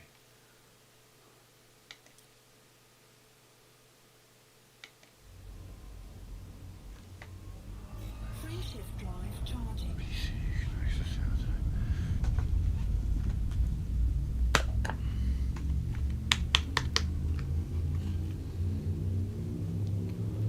Oh yeah, and the thing is, I mean, shit. YouTube's to blame on that, I'm going to say it. Do you know why I say that? Within 2 days of getting monetized, I got a notification, and I looked at it, and it said it had found a bunch of people who'd used my copyrighted stuff. And I'm like, I don't have any copyrighted stuff. And then I looked at all of these fucking videos that they'd flagged for me to make claims on. And they're just people playing the same games that I play. It's not even like they're using my gameplay.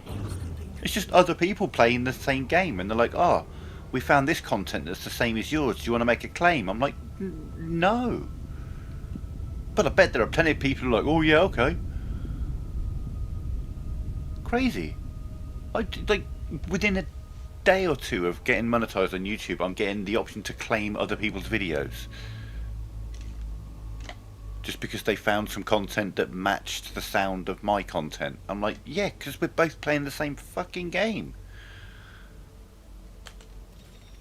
But like I say, there are plenty of people out there who'd be like, "Oh yeah, I'll claim that. I'll try and claim that." Obviously, it won't go anywhere, but until it doesn't go anywhere, what will happen is the person who gets the claim against them will have their video demonetized for a while, whilst YouTube goes through all of their nonsense. I'm like, why is this an option for me? Unless I specifically have something that is actually copyrighted, why am I getting this option? I don't own any copyrights.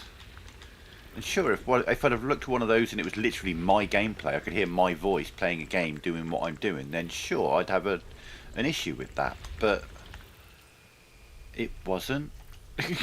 Jesus, one of them, all the menus were in a different language. It's like, clearly it wasn't my video or something. It's nonsense.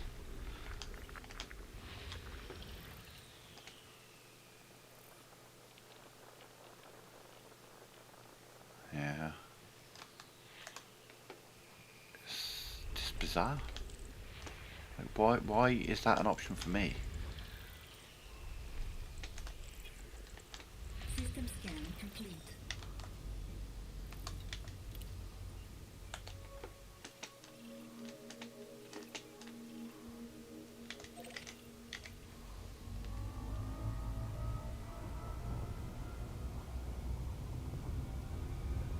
That's more like it.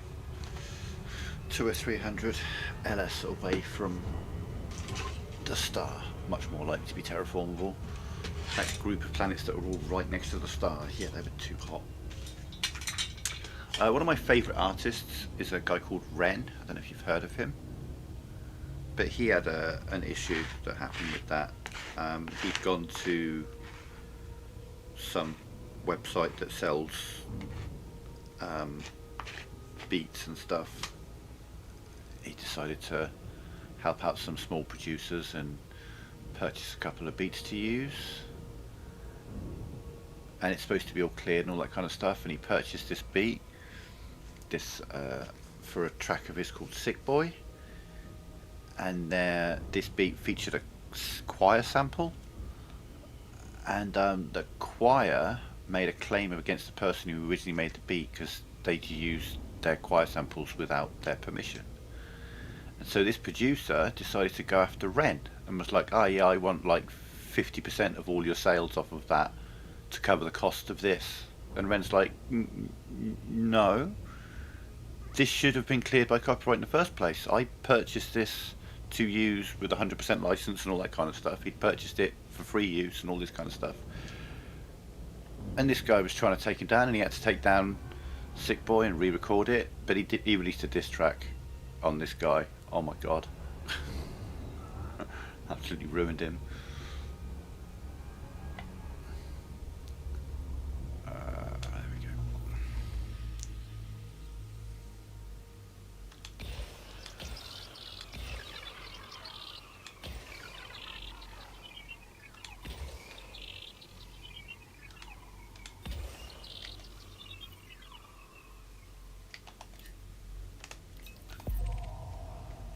Yeah, I mean, there's that. Surface scan by 50%. It would depend. I mean, if there's like Scan complete. a much bigger channels using my content and making loads of money off of it or something as clips, I might have an issue with that. But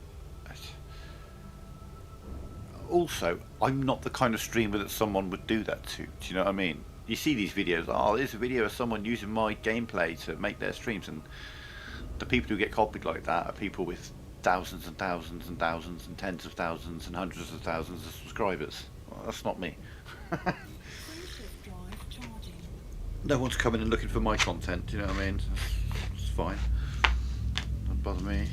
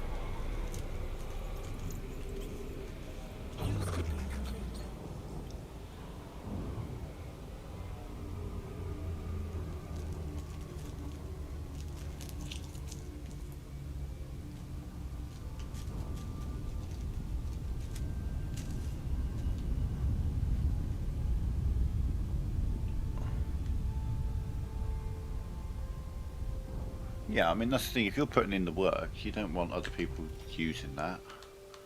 I'm not like putting in a massive amount of work. Do you know what I mean? I'm just streaming my gameplay. I talk and hopefully add to the content with what I'm saying, and dial back and forth with chat such as yourself.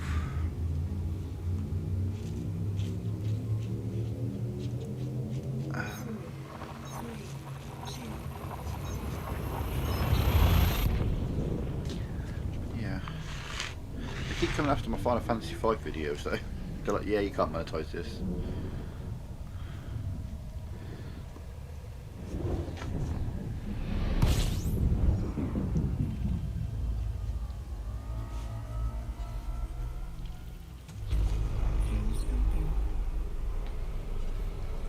I'm like, okay.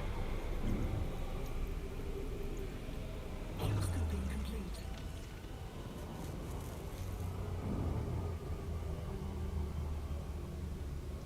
Did that say? Must have not paying attention. Did that say system scan complete? No. Okay, we've got some potential, though I think it might be too close to the star. Don't think I went out further enough, far enough.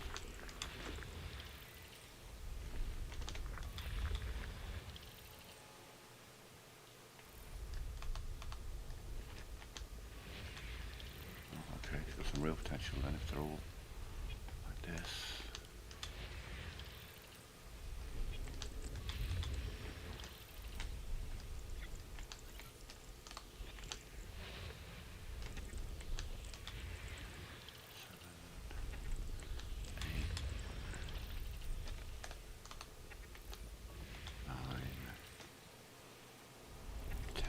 System scan complete. Oh, we got. Survey says 1.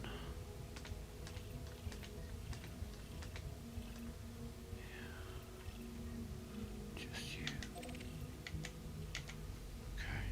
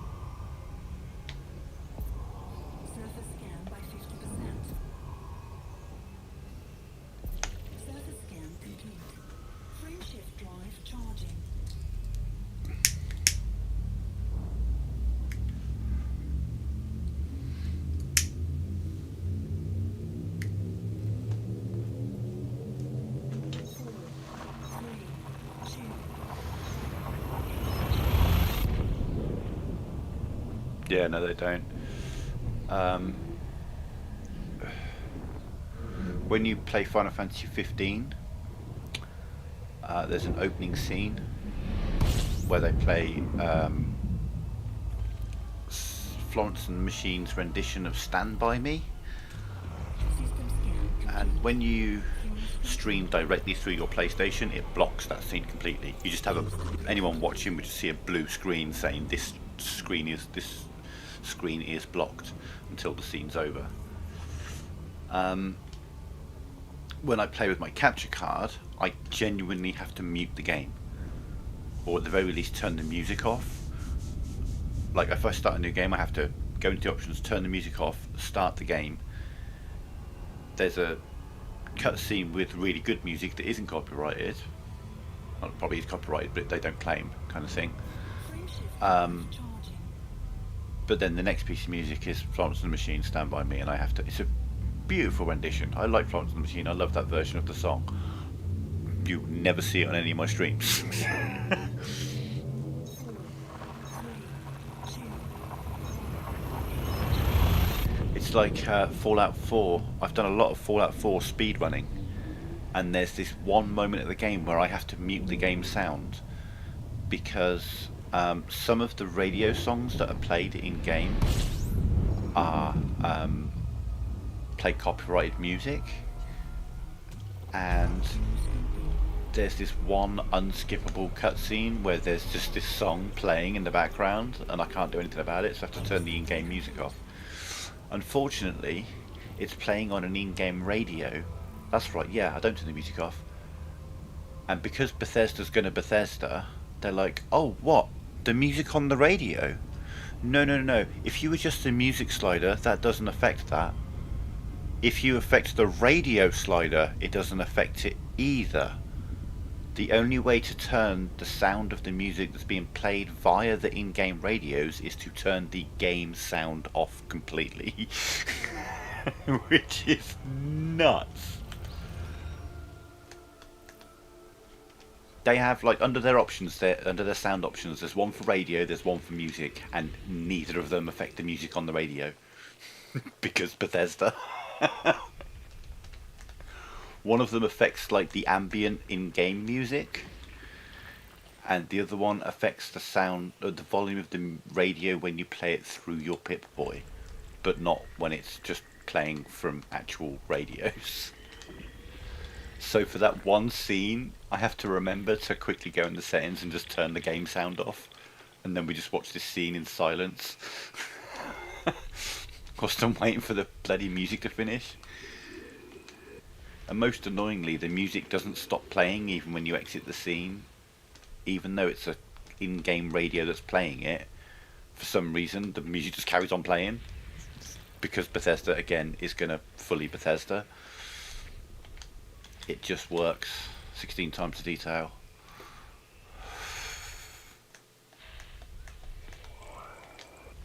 Nobody Bethesda's like Bethesda.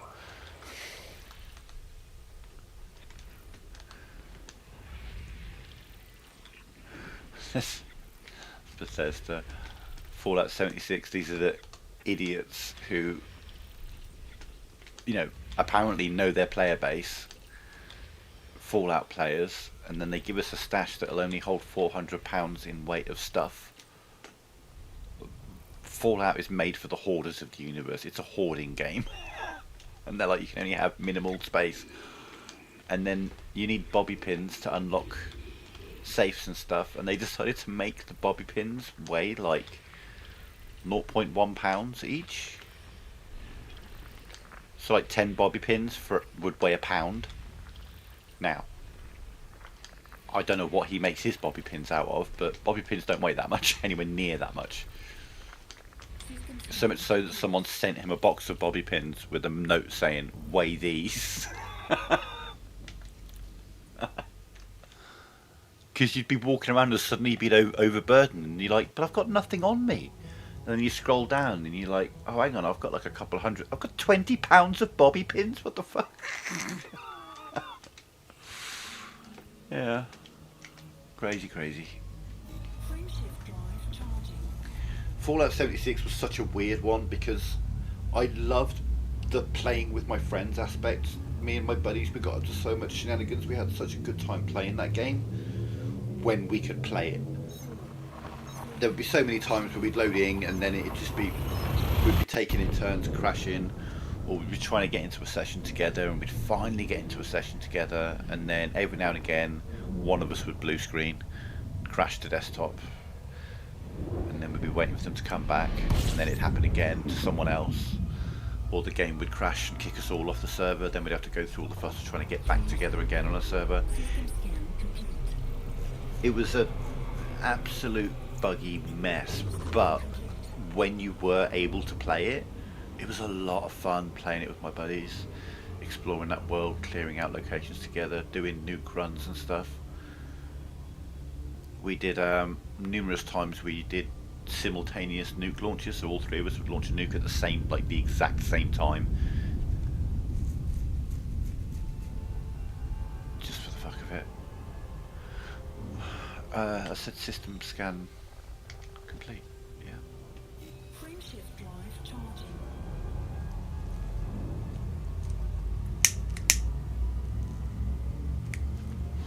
Building our bases together and all this kind of stuff. It was so much fun. But when you could play it, and there would be some nights where we'd try and do like a 2 or 3 hour session and you only get to play half an hour because the game was being so unstable.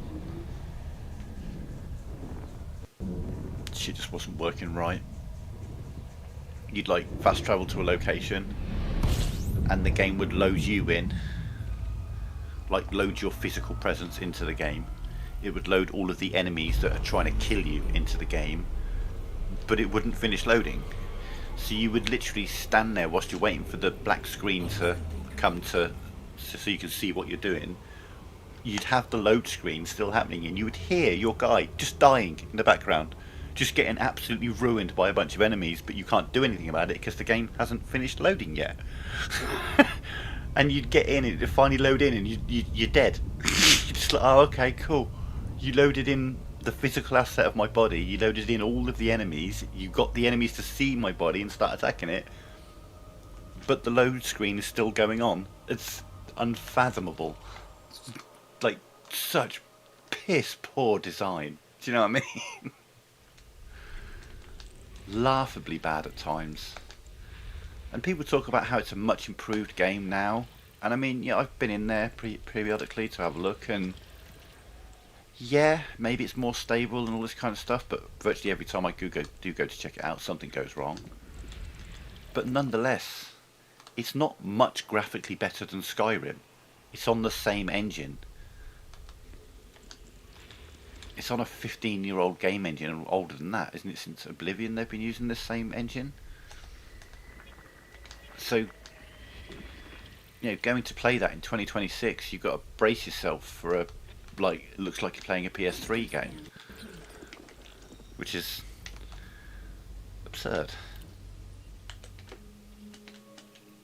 No, no, yeah, no. Oh, man, I keep getting systems with one terraformable something.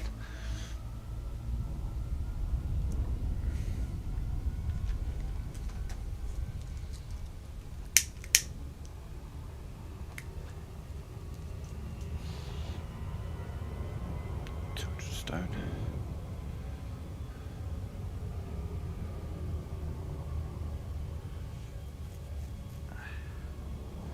Yeah, it was just weird. Like the carry weight that they gave us, considering. I mean, I don't know if you've played any Fallout games, but there's a lot of looting. There's a lot of carrying junk that you break down to build things with and craft with, and you need to keep a stockpile of various resources in your stash or whatever, in your workbench or wherever you've got, whichever game you're playing. And they just gave us such a small limit, and then made everything weigh an insane amount. And it was just, until they fixed that problem, it was just like inventory management simulator. That was all the game was for a lot of the time. And bugs. Like, it's worth checking out the Internet Historian and his video, The Fall of 76, because it's very good. and it shows a company that basically did the exact opposite to what Hello Games did with No Man's Sky. Two games that had a disastrous launch, and one of them buckled up their ideas, fixed things, and then spent the next 10 years making the game better and better and better. And then you got Bethesda, who were like, but the players don't know what they want. Let's nerf stuff. Let's break more things. Let's completely fuck over our player base. We always called it an abusive relationship playing Fallout 76. It really was. But we got a lot of playtime out of it, and it's some of my best gaming memories of playing that with my two friends, Adam and Doc. We had such a good time playing that. So I'm really hoping that we can recapture that with maybe Light No Fire or something like that.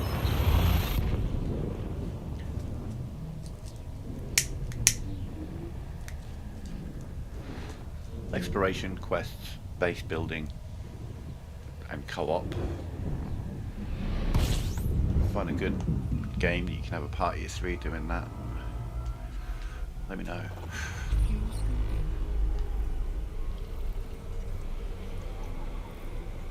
5 bodies, is that? That's what has been here. It's just a big old gas giant. Cool looking gas giant. Oh, we're heading from the Elysian shore into the Sanguineous Rim.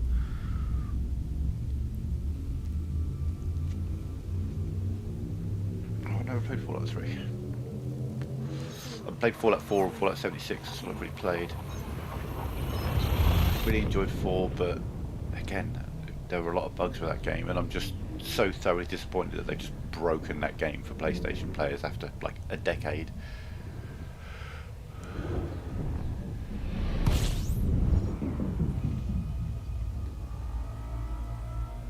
System scan complete.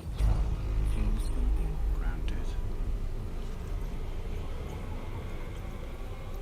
Is that the one where you're like miniature?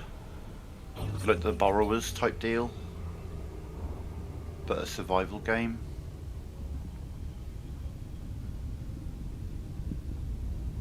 Did that also say system scan complete? I need to pay attention to what she's saying. Yeah, she did. Frameshift drive charging.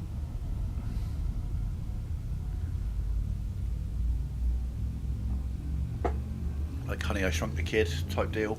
Not really, but you know what I mean, you like shrunk down little people in like a garden or something, I feel like.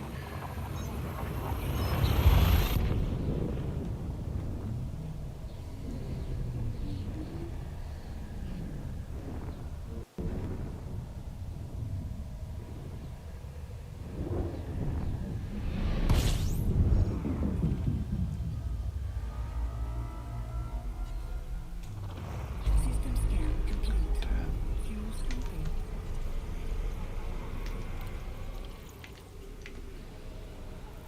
Fuel scooping complete.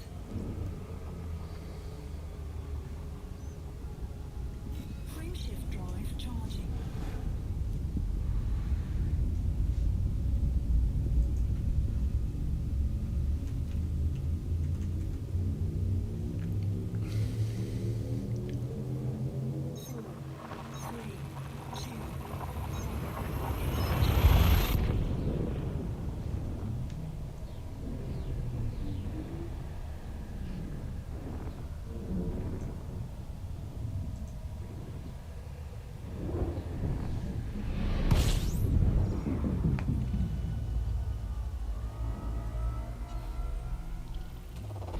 Fuel scooping. Big system. Okay. Let's see. Fuel scooping complete.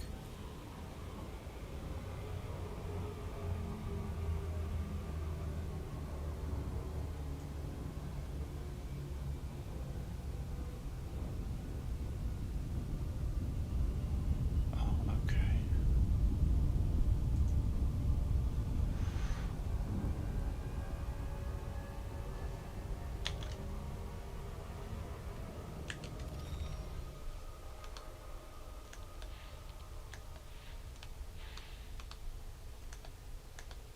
Okay, yeah, we've got a bit of everything here.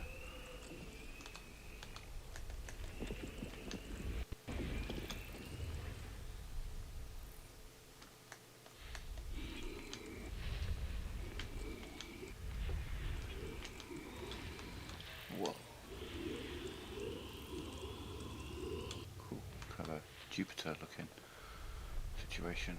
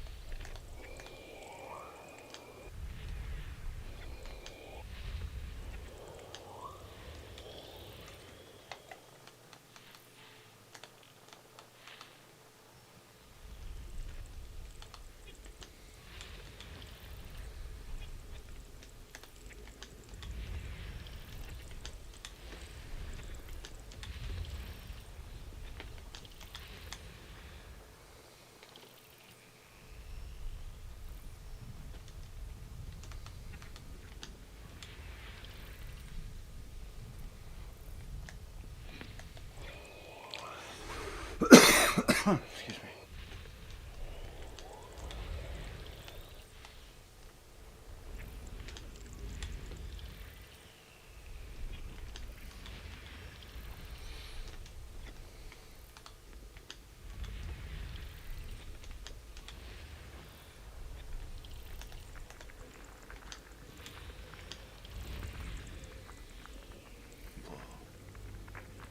That's some cool rings.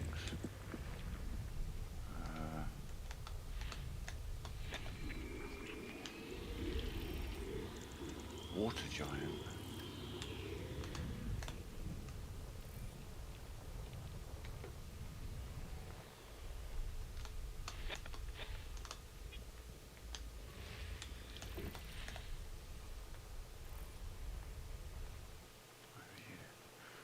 What numbers we got here? 1, 2. Thank you. System scan complete.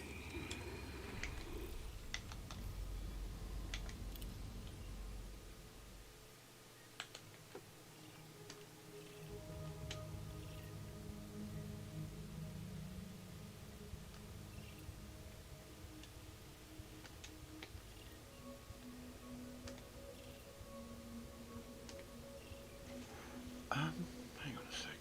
Let me look at something. Yeah. Serving you up.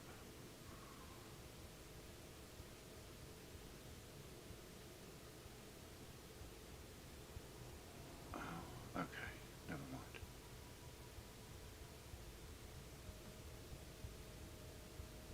Class 2 giants are actually worth a little something.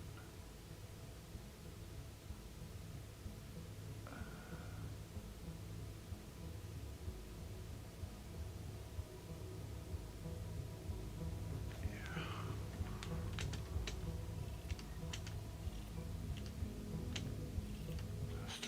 Class 3. Yeah. No, nothing of worth here. Frameshift drive charging.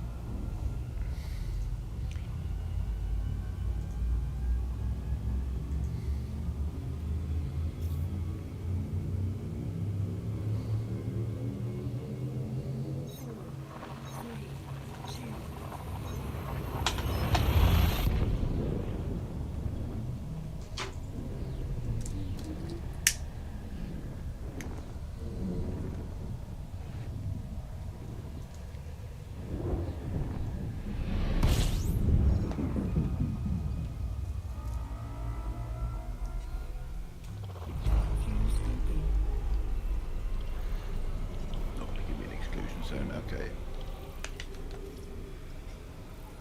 Oof. They have gone my way. What kind of stars have we got whilst we're waiting? Ooh, there's going to be shit there. Maybe stuff there. Maybe stuff here. But I've got a weird feeling there's going to be stuff here, which means it's orbiting both of those. Oh, we've got a bit of everything as well. Icy bodies, yeah, those high metal content worlds, they're where the money can be.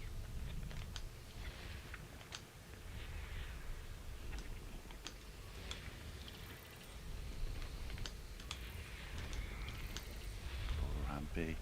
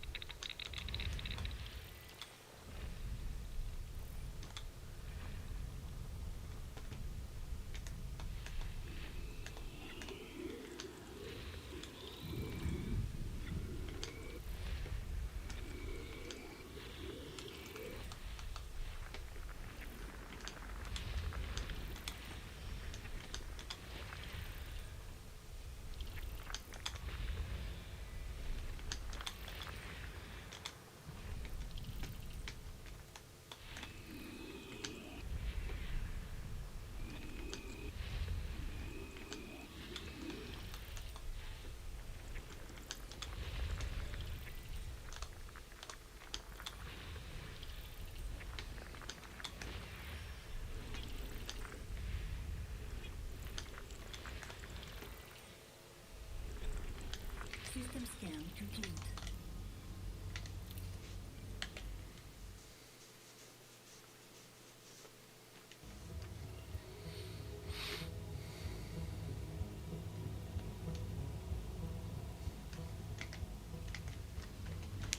Frameshift drive charging. Yeah, when you see the stars apart like that,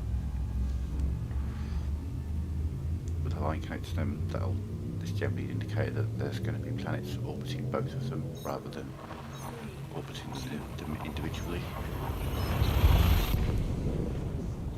There's loads of like idiosyncrasies and little things that the game doesn't necessarily tell you, you just kind of pick up over time. I mean, this game has a hell of a steep learning curve, though they have lightened that a bit over the years. Come on, exclusion zone. Exclusion zone. Never mind. I do like an exclusion zone, thank you. Don't know why you're not showing. Oh, you're not showing me because I've turned them off. I think orbit lines are exclusion zones. Frameshift drive charging.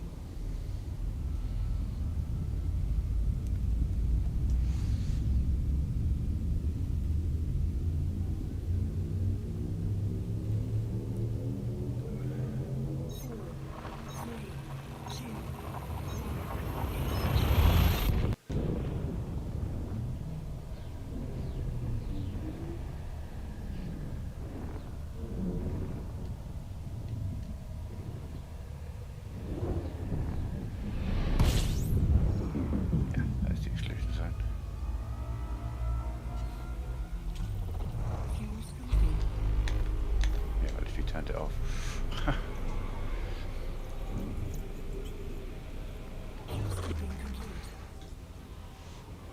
You still want to hit that green line.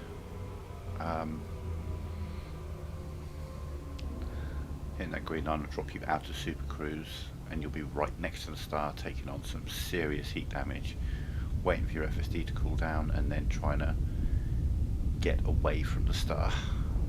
It's not a good time to be had, really. Bad times all round. Hey, Waterworld, how you doing?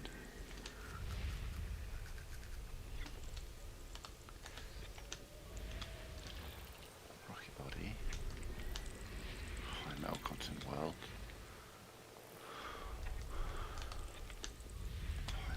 content world. Final content. Again. Rocky body. Oh no, you're the water world. Oh, no, water world.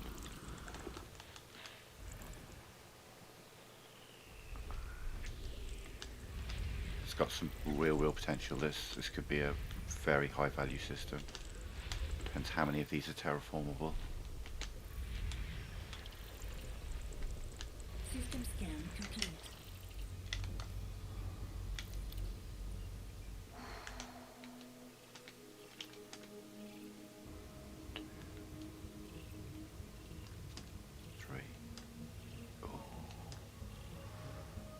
Ooh, never mind. Damn. That could have been so good. If it was like, yes, yes, yes, yes, yes, do you know what I mean? That would have been massive. As it is, we do 2 and 3, and then we scan the water world. For the hell of it, so 2, 3, and 5.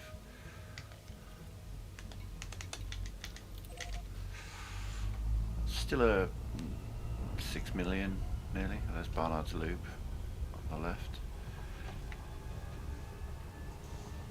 See, non-terraformable water world 1.9 million, terraformable high metal content world 1.9 million, 1.99 for the water world, 1.92 for the terraformable world. If the water world was terraformable, 3.2 million. And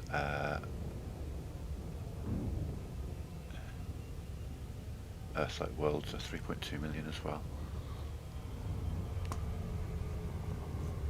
They're the highest value ones. Earth-like worlds, obviously they're what we're looking for.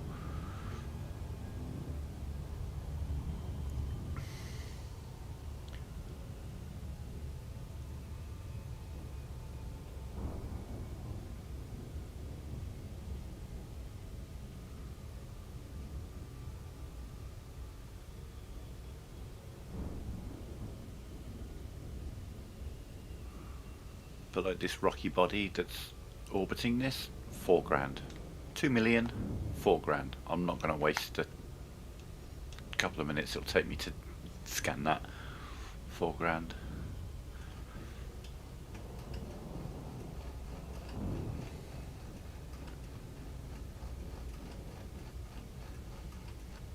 High metal content world that's not terraformable. Could be like 160 grand, you know. It's decent, but again, planets like this, 10 times the value, more than 10 times the value. So scan one of these, or scan 10 of them.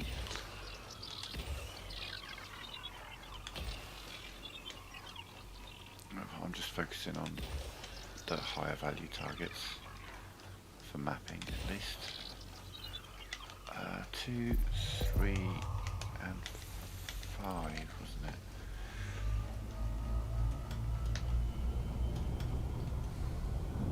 Might have been a bit too close to that world and it might not get the... Okay, never mind. Got it.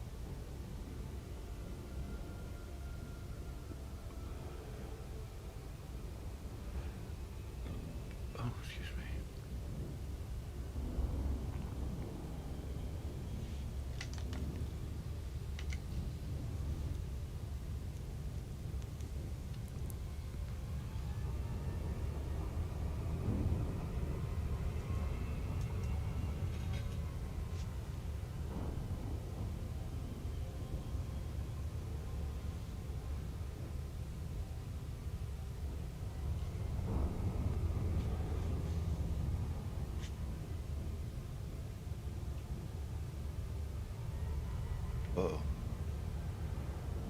Uh-oh. Drop it, drop the speed, drop the speed. Thank you. There we go. I don't regain it again. Okay.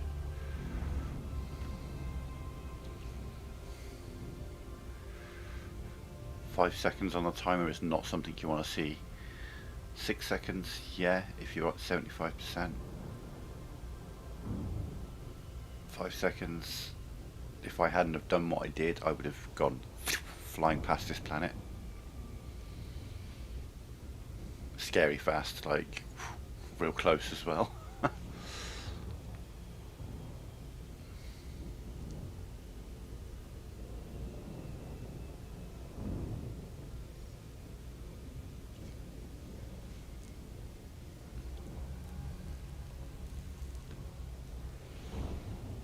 That's a good point. There's no reason to have anything other than that on my power.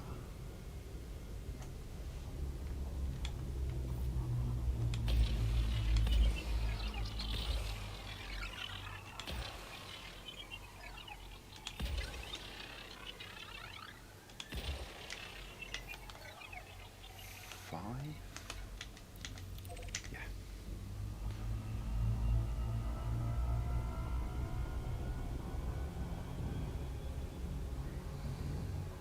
Surface scan complete.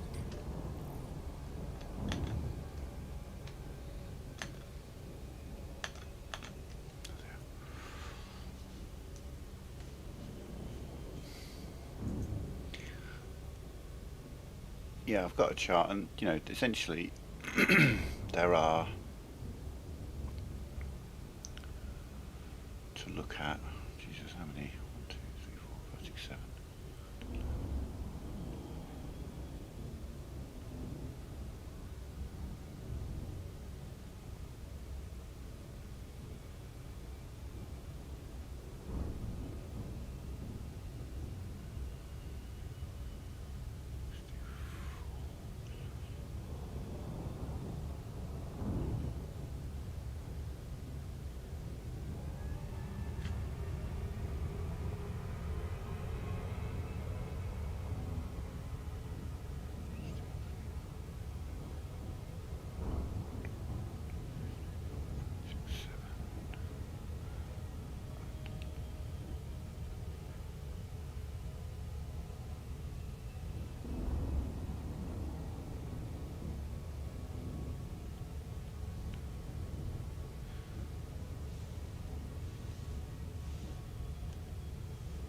So there's like, just to look at, like on this chart, there were like 139 distinct planet looking, different looking planets. I mean, not, don't get me wrong, like they'll look, all the Earth-like worlds will look different, but just in terms of the look of that type of planet, there are various styles of water worlds.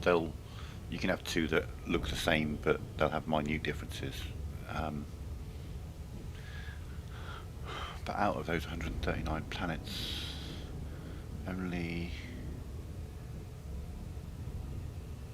20 or 30 have a chance to be terraformable and are actually worth anything. And they're rarer, you know, at the end of the day. Earth-like worlds are very rare.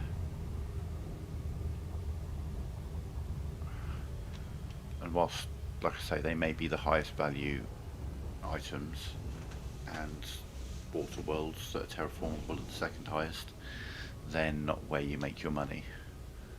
You make money off of the terraformable high metal content worlds, 2 million a pop, 1.9 million, whatever. And you'll find them in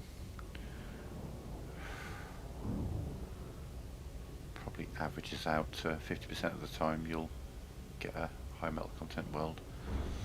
Just because there's a few times where you get 3 or 4, and there are plenty of times where you get none.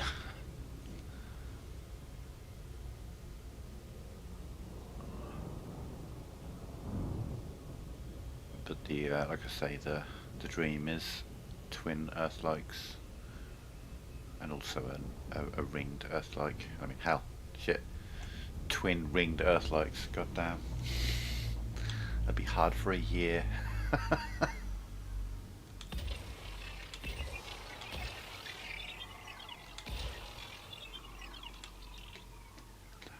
Two, six.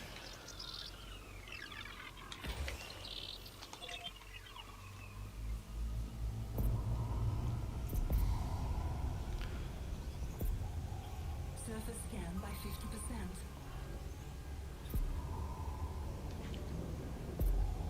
Surface scan complete. Frameshift drive charging. Until next time. Oh shit.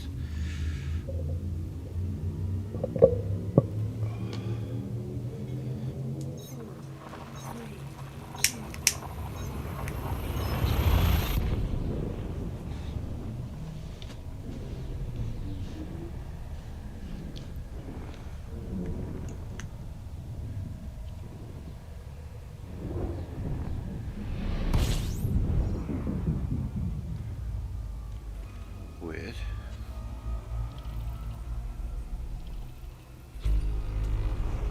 Exclusion zone, please. Thank you.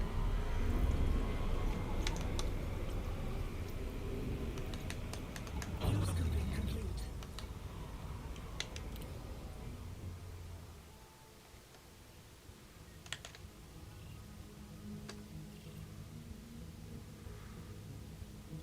So you found that and that. You didn't find that. So that's probably a water world. So it's not an Earth-like, probably a water world. Yeah.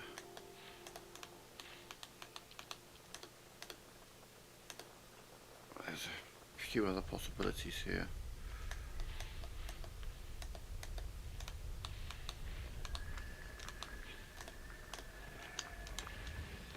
Whoa. Is that a triple ring?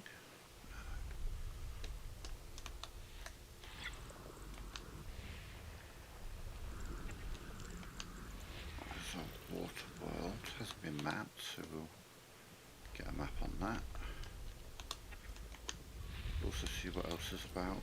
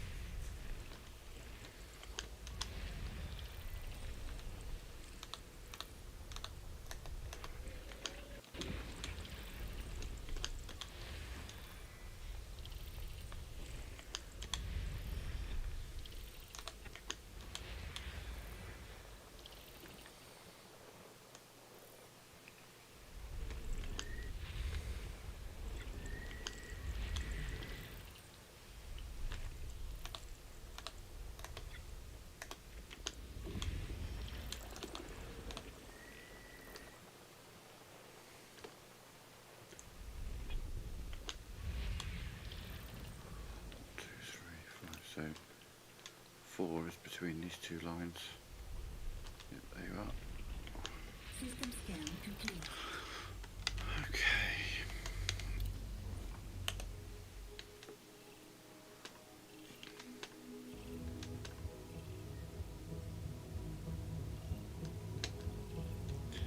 Okay, so we missed that one, but they're both worth scanning. So 6 and 7.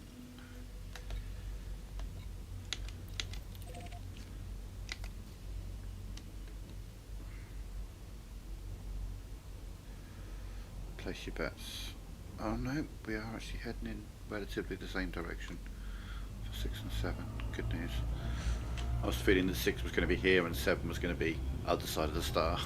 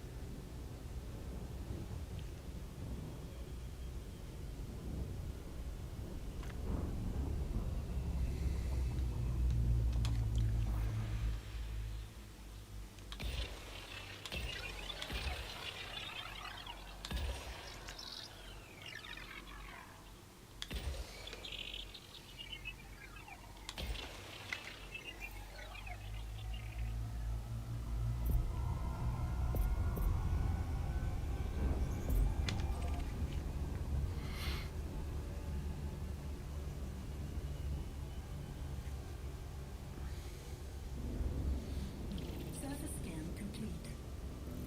So again, that was positioning myself around that planet in such a way so that I could be only moving away from its gravity well to head to the next planet rather than having to go through its gravity well. That's why you'll sometimes see me, I'm heading towards a planet and then I'll change and try and, as I'm getting closer, approach it from a different angle so that it can set myself up ready to easily move on to the next planet without getting stuck in the gravity well of the planet that I'm currently scanning.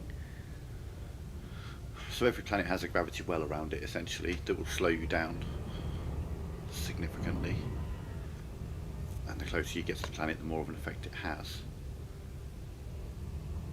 And obviously it's essentially a sphere around the planet. It's kind of showing it there. This is the gravity well of the planet.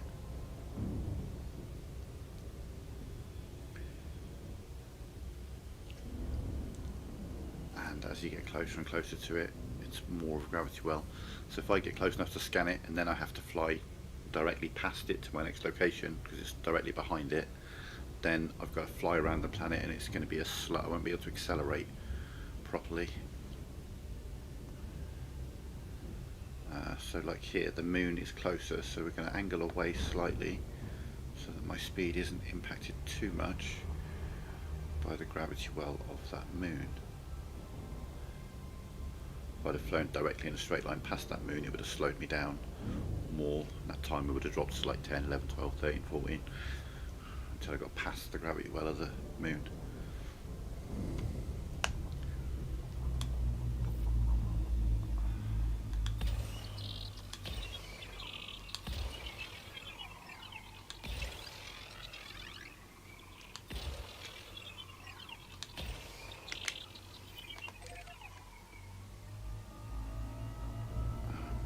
Now in this situation, yes, that planet's going to slow down my acceleration. I am accelerating, and then it slowed me down again as I go past it, and then speed up again. But because I'm warping, it doesn't matter. Service scan complete. Frameshift drive charging. Makes no difference.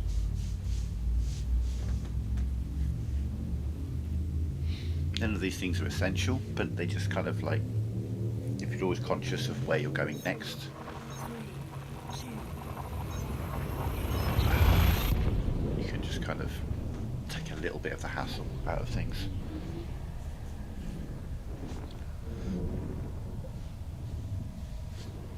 I mean, you've seen it plenty of times where I scan a system, I scan one planet that's one side of the star, the other planet's the other side of the star. I'm not going to fly directly over the star or past the star. That'll slow me down so much.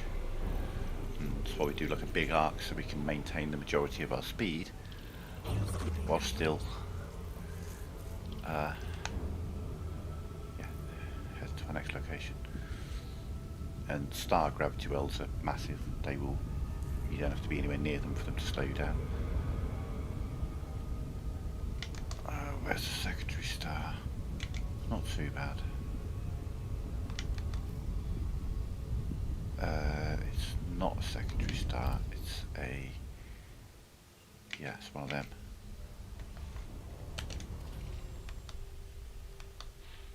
Asteroids, rocky bodies, and a gas giant. frameshift drive charging.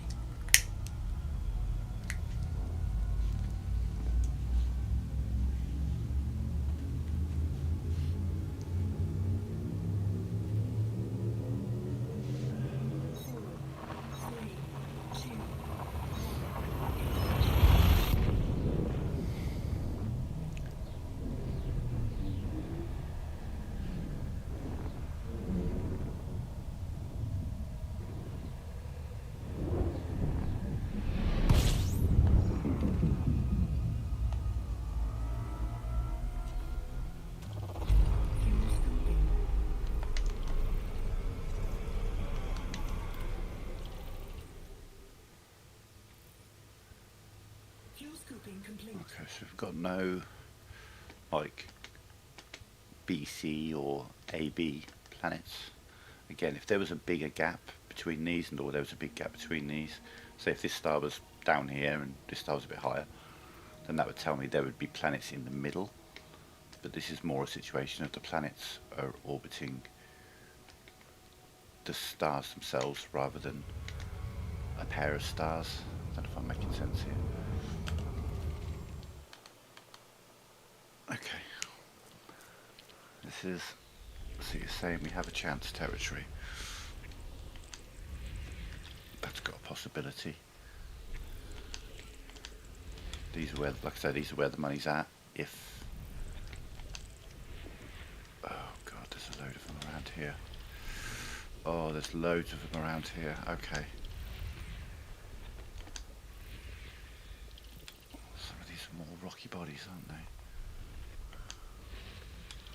No, not really.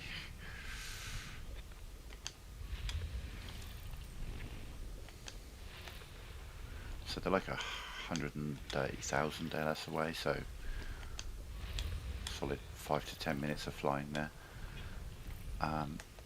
But if like a bunch of them are terraformable, then it's worth it.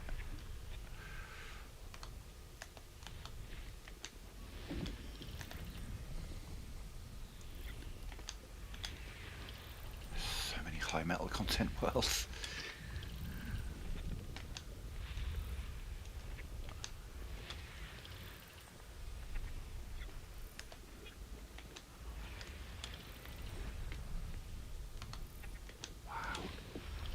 Loads of them. They're all going to be landable, aren't they? They're all going to be little landable bodies. Still 6 to find around the primary star. More of these. 2, 4, there's a 3 to find and a 1.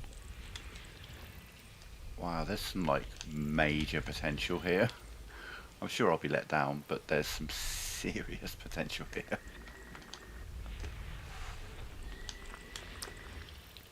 It could be the, like, by far and away the highest value system I've ever scanned.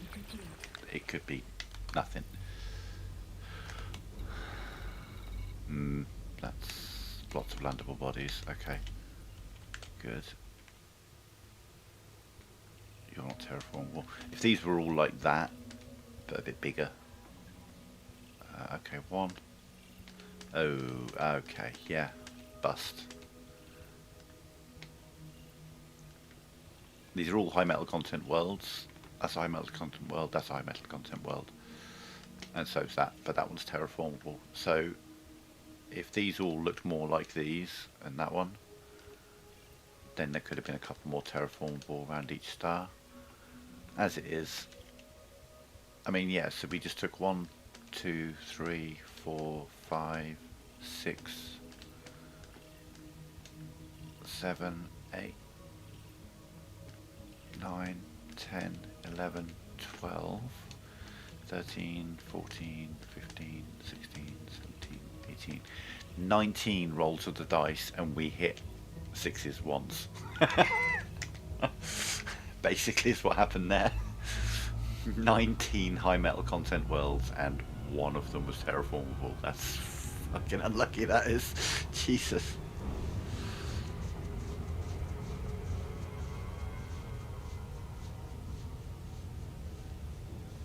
Do you know what? Just out of interest, I did dismiss them out of hand. I didn't look at that. These can be. Don't think any of them are. Oh, thank God for that. Okay. Yeah, any one of those could have been a terraformable world. I mean, obviously there's landable bodies, greatly reduces that chance. We're seeing 19 high metal content worlds, and that's where you make your money, and then 18 of them being a bust. That's harsh. That's really quite harsh. Like, damn.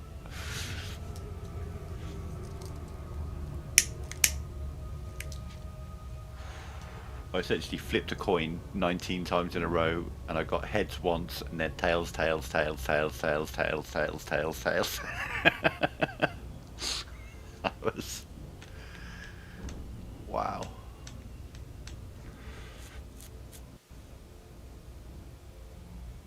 I was really getting my hopes up then, just seeing so many high metal content worlds. I'm like, oh damn. I know some of them are going to be like those landable bodies. Some of them are going to be in the Goldilocks zone, but man, usually there was just 2 around each star. That's 12 million. Nah. How about 1 around 1 star? How's that? Damn. And like I say, we've seen it. I mean, we have had a system similar to the primary star here. Had like 7 or 8 bodies around it, and 5 of them, no, 4, yeah, 5 of them were terraformable, and there was a water world which wasn't terraformable. It's like 12 million. Great system.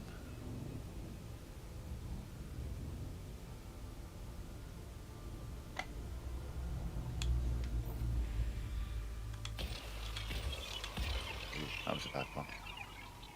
That was a bad probe I just fired.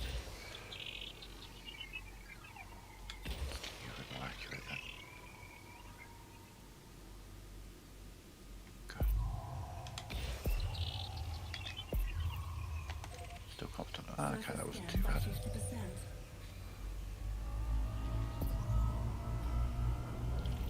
scan complete. Frameshift drive charging. 1 out of 19. Ouch. Ouch. How about you give me a 4 out of 5 next then? Go on.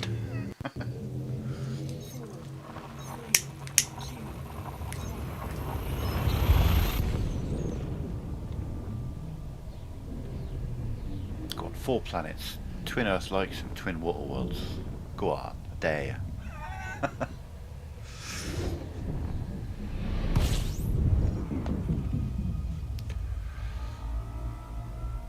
Someone's been here,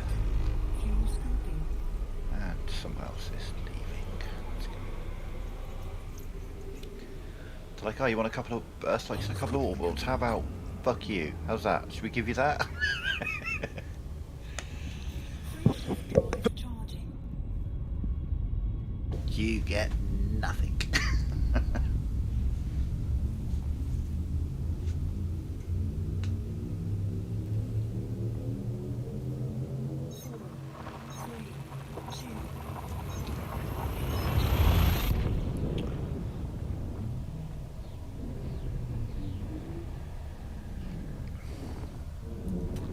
Hey Jester, have you ever heard of a UK show called Taskmaster?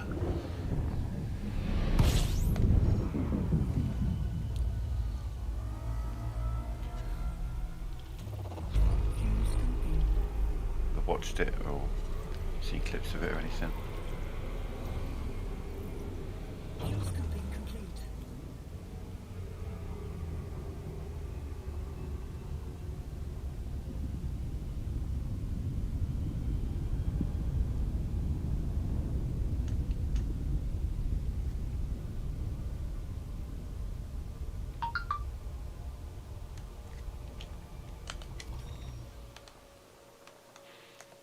Asteroids, icy bodies, gas.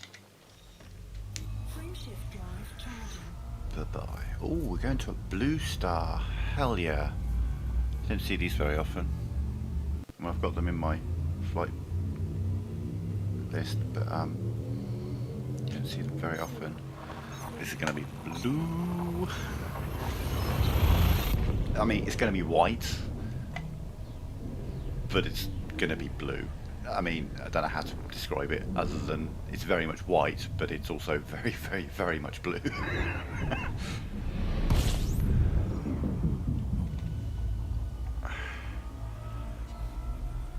Dabba-dee dabba-da.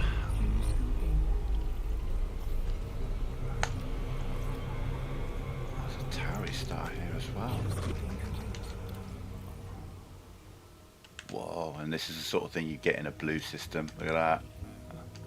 Benson and Hedges, that's a cigarette brand in the UK. Benson and Hedges. You found all the gas giants and all the stars, but not the planets around it. 2, 4, 6, 8, 10, yeah.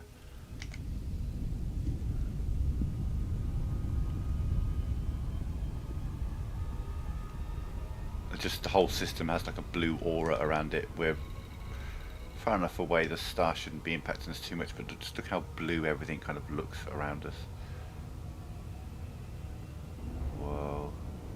Generates so much light, these things.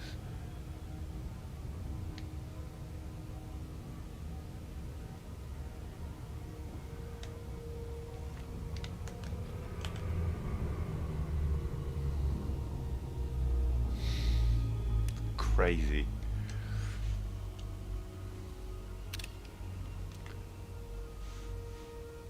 Yeah, no. Oh, a bit bright. Don't do well with bright lights. That was very bright. Frameshift drive charging.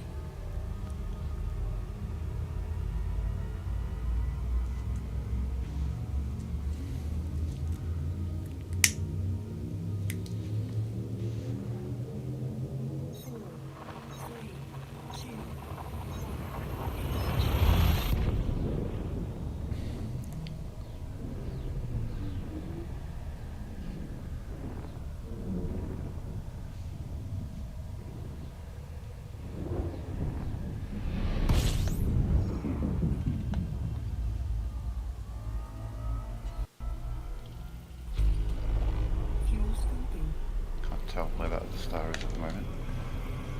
That's miles away. Okay.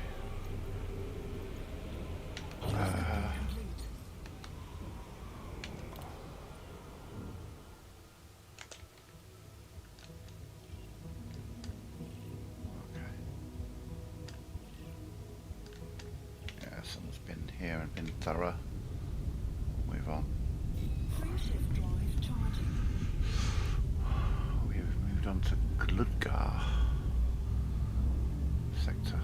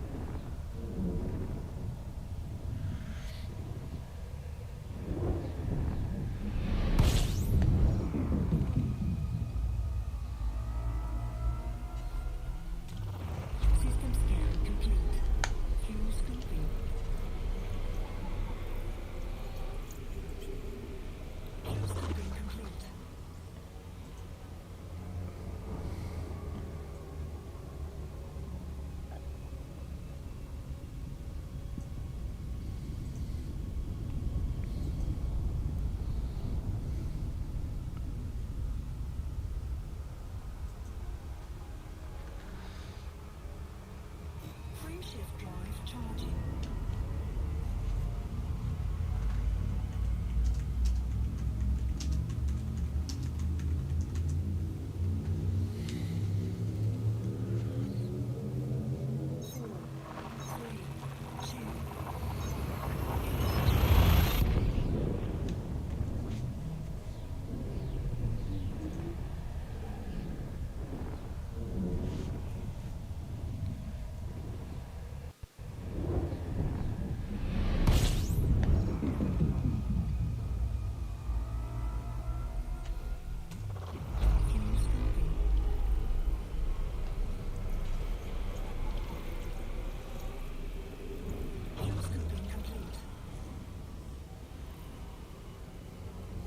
It's like a little checklist of things I'm kind of going through, I guess, when I come in. Arrive in the system, the star isn't on my wave scanner.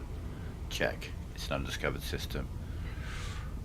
Hold the discovery scanner. There are planets. Check. Then we open up the wave scanner. Are there any valuable targets?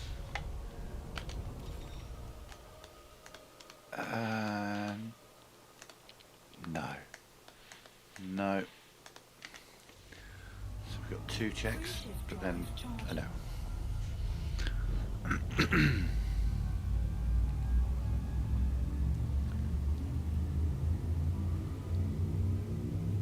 So yeah, the next check is, are there any high value targets in the system? And if there are, we go scan them in the FSS, then we open up the system map for the final check. Are any of them terraformable?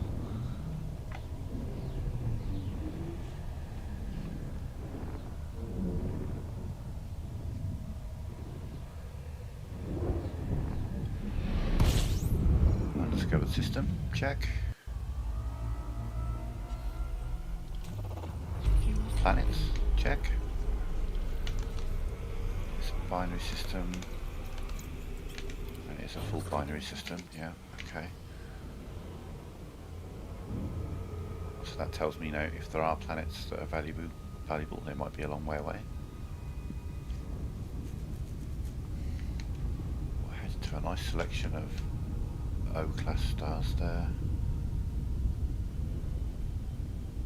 We have it for a while, to be fair. Okay, we've got possibilities. So let's get these icy bodies out of the way, which is hopefully all that's around B. Damn.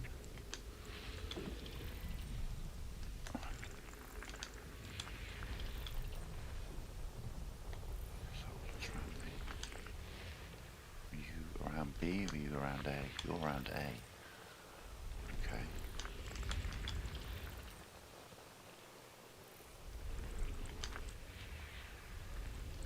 It's mostly icy bodies, but there are a couple of high metal content worlds, so we have are there high value targets? Kind of a check. There's 2 potentials.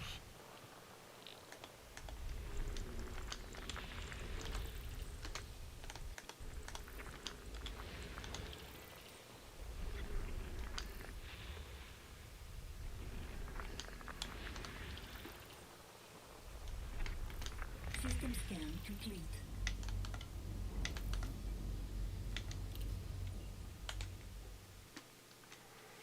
Nope. Nope. Frameshift drive charging. We've got 3 checks, we didn't get 4. Moving on.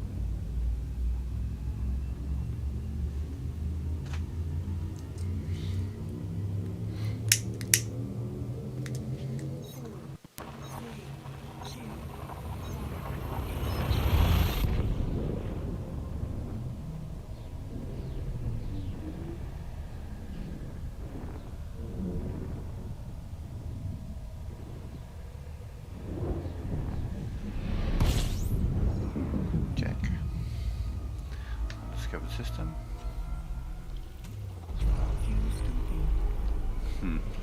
Check. A planet. Scoping complete.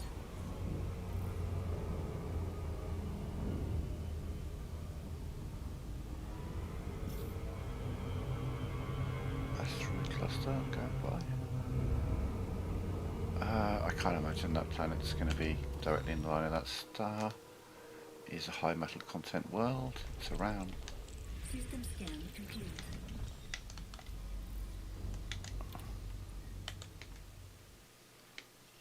Huzzah! There we go. Quick 2 mil. There we go.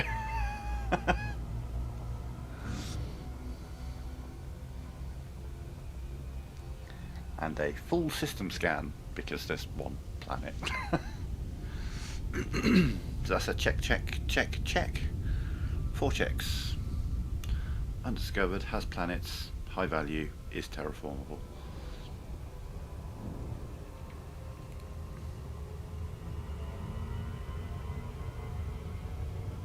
Which means that this planet alone is worth more than all the systems that I did since I last found one of these. Combined. Damn near multiplied together, to be honest.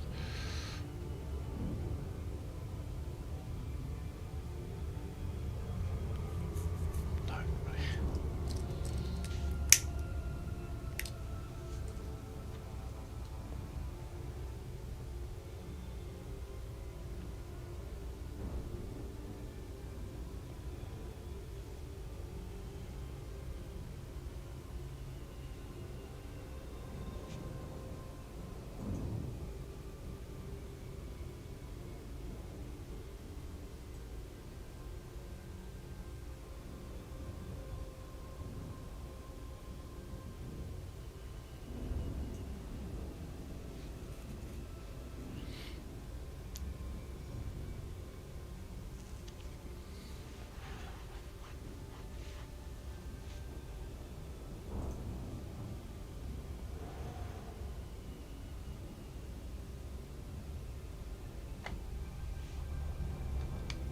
Kind of Mars-like feel about it, red planet type deal. But this game's set in a time where Mars is terraformed and it's basically an Earth-like world, so that's why this would qualify.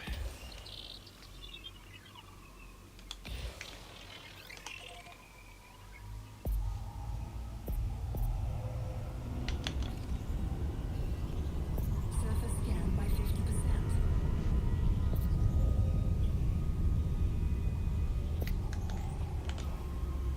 Surface scan complete.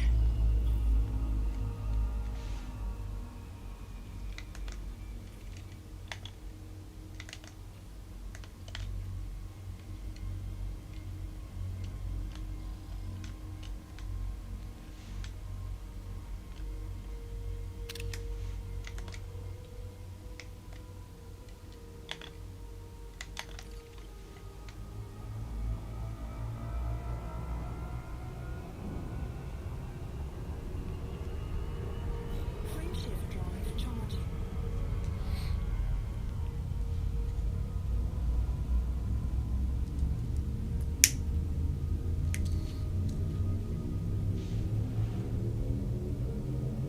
Four, three, two,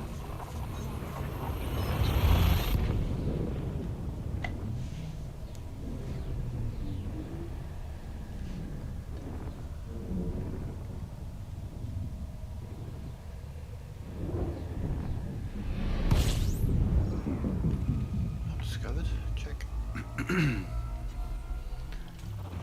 fuel scoping. A single planet again. Fuel scoping complete.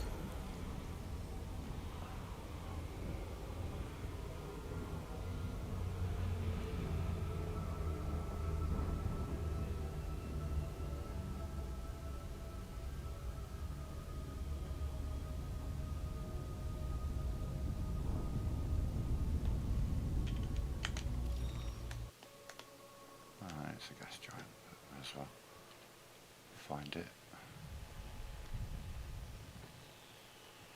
Where are you? You're not going to be. You're going to be orbiting both of them, so that there you are. System Maybe scan one. complete. Yeah. Frameshift drive charging.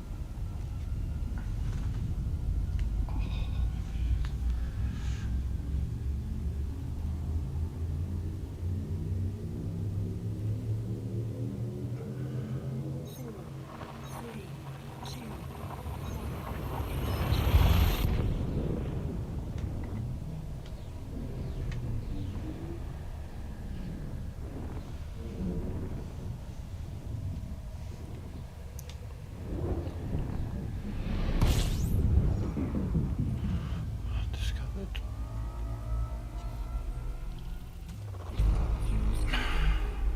a planet. What the hell?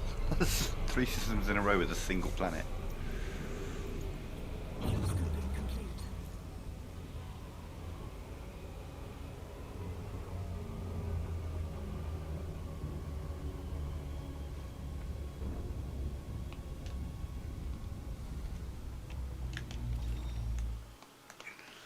Gas giant again.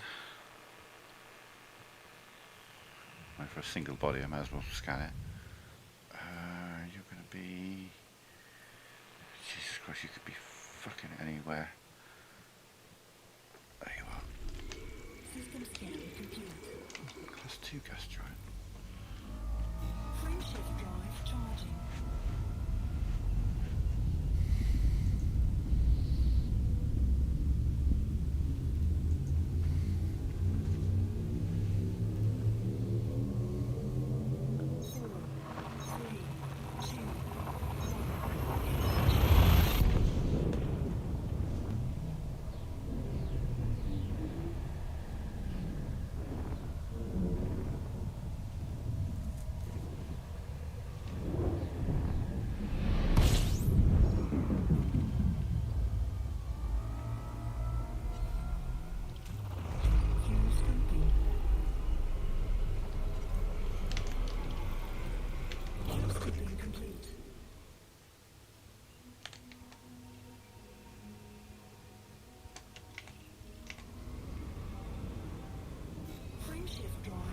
That's a bee.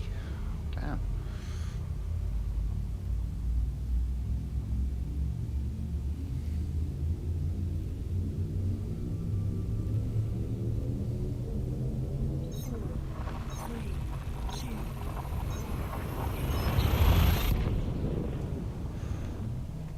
Probably going to be discovered. I think there are people out there who would literally go from B, like map all the B-class stars in an area.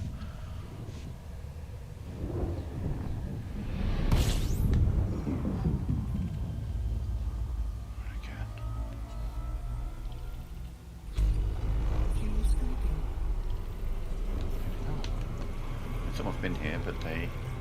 Oh, we've got one planet. Someone's been here. Oh, Hamas, okay. Discovered that, but not discovered anything else.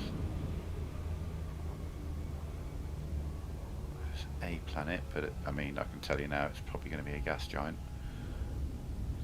Tends to be what you get in B.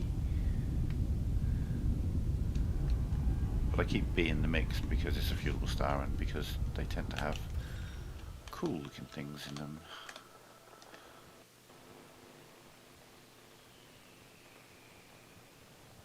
Who knows where this is going to be though.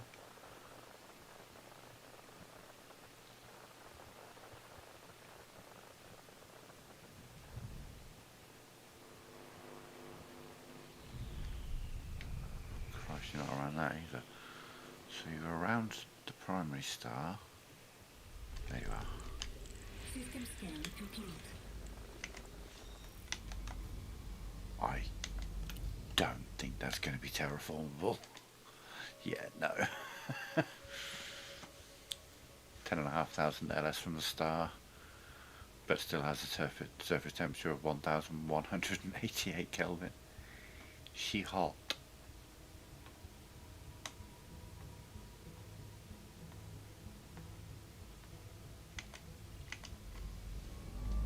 Frameshift drive charging.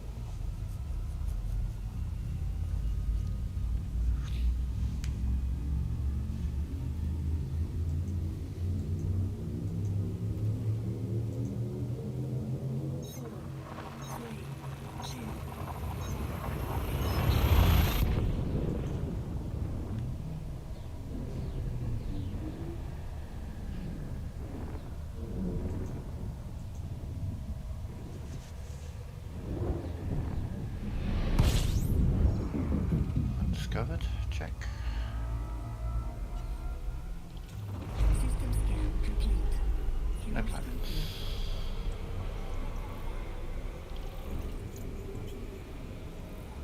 Scoping complete.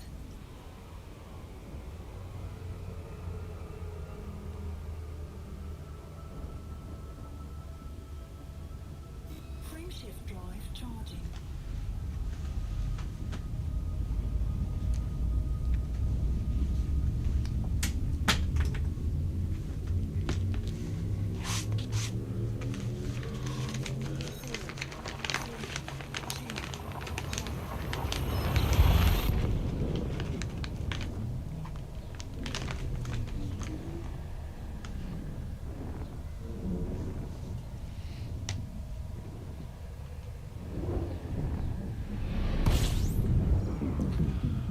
Unexplored. House planets. Promise the secondary star's a long way away. Fuel scooping complete. Sorry, binary star rather than secondary star.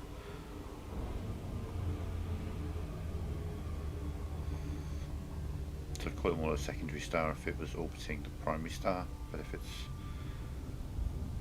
doing its own thing, then binary star, yeah. Icy bodies, asteroids, gas, Frameshift drive charging. onwards.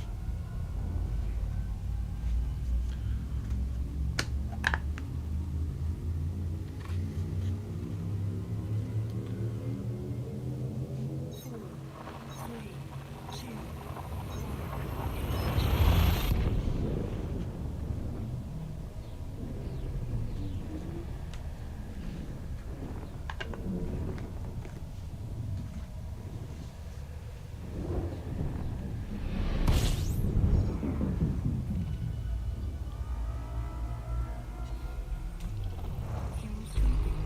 System scan complete.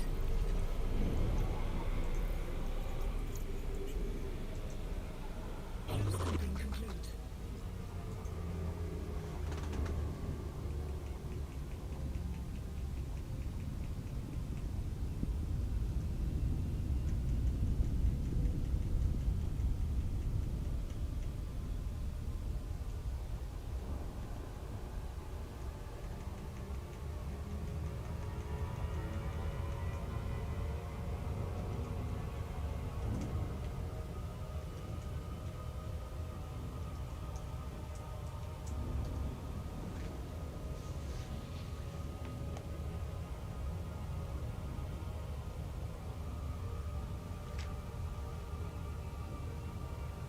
Frameshift drive charging.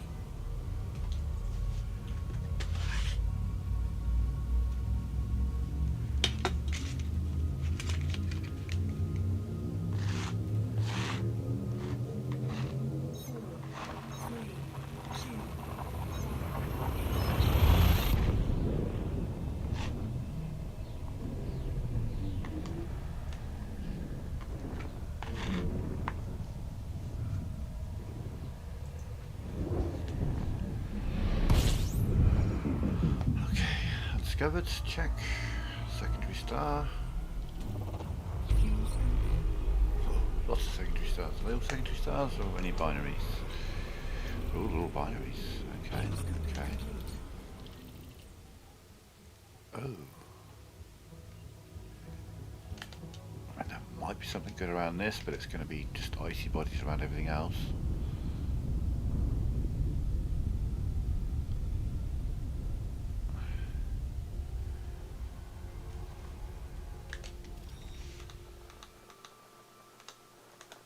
Okay, yeah, well, we've got some potential. Can't imagine it's going to be around B.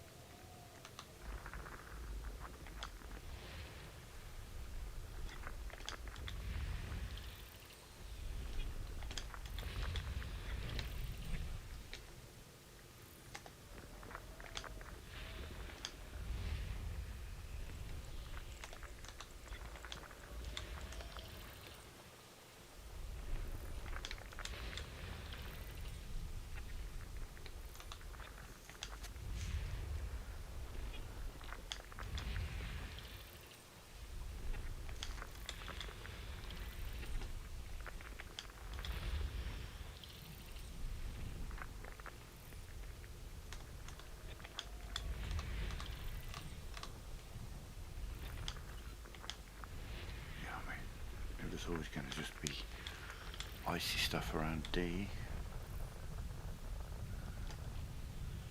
AVC1.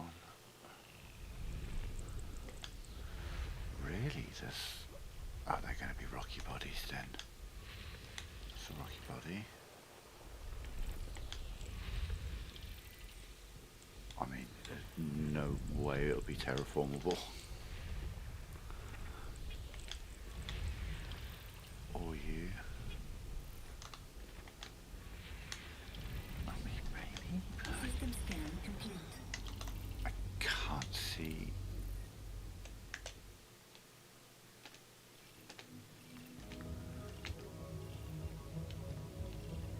Yeah, no. It's never going to be terraformable like that. Around the primary star maybe, but way out there around a dying little star like that, nah. Round dwarf.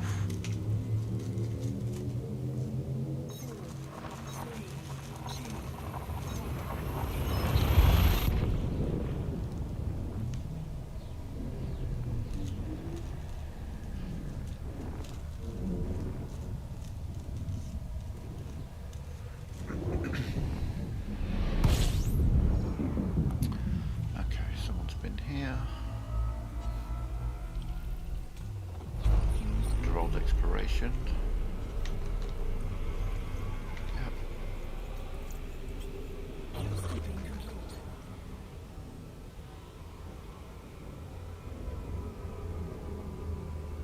M36 sector. Interesting. We've changed to relatively gobbledygook names to actual more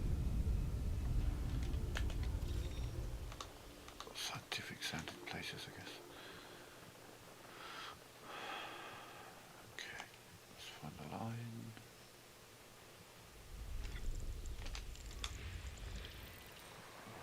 So, 2 et al. Will be further.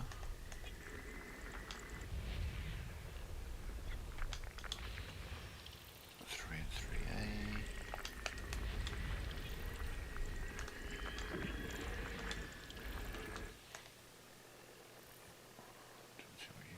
It's going to be like that. System scan complete.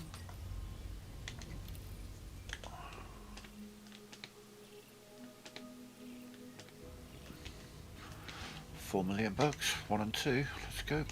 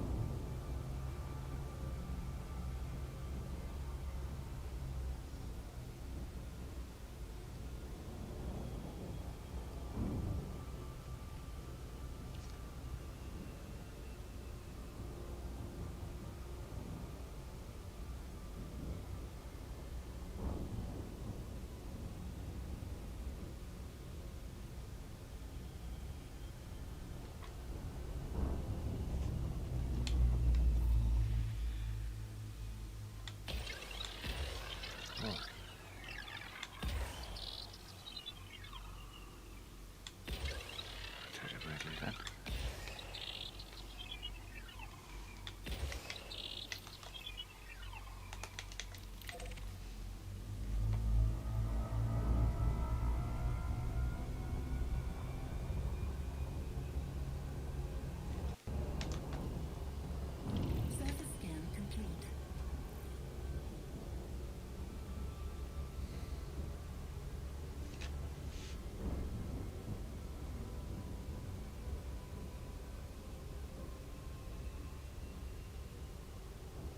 So again, this was like I was talking about earlier.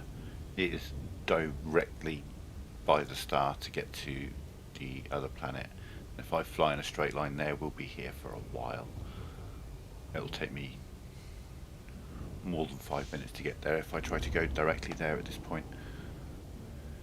But if I head out to these orbit lines and then slowly start to peel myself back, I need to get that star to be past me.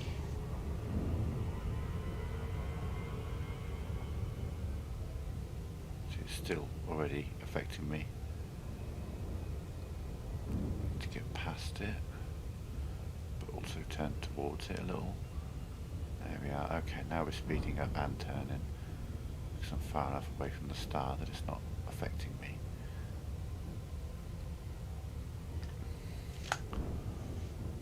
If I had gone in a dead straight line from where we were, we would still be trying to get past the star. Jesus would probably still be approaching the star.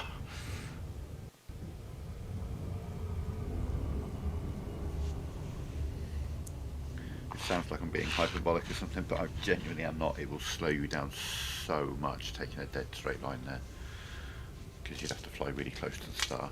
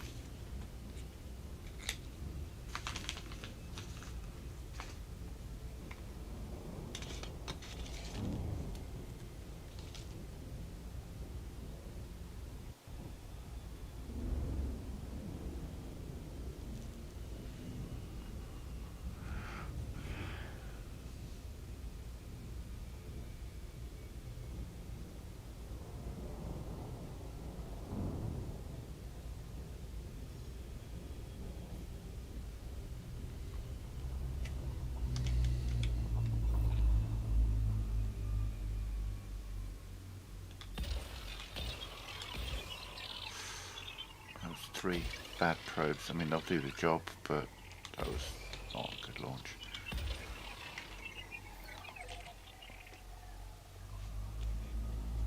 Alright, I'm gonna just run some pass through. Surface scan by 50%.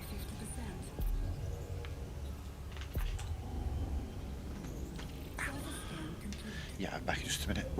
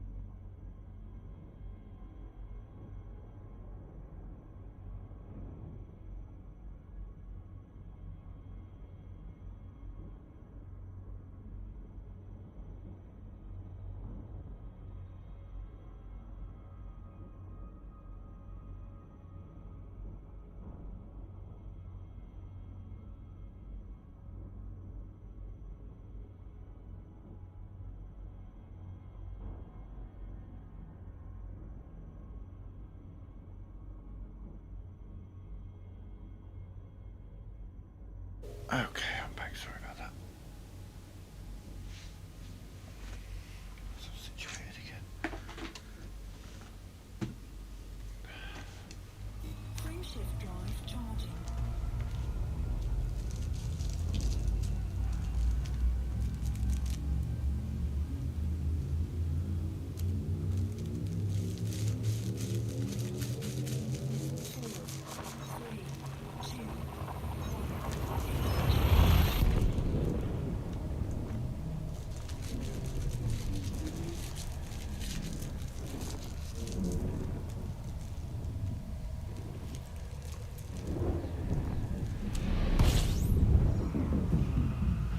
Okay, undiscovered, check. Fuel cell Has build. planets, check. Primary star is quite a long way away. Secondary star, binary star. Okay. I feel like both of them are going to have planets around them. Okay.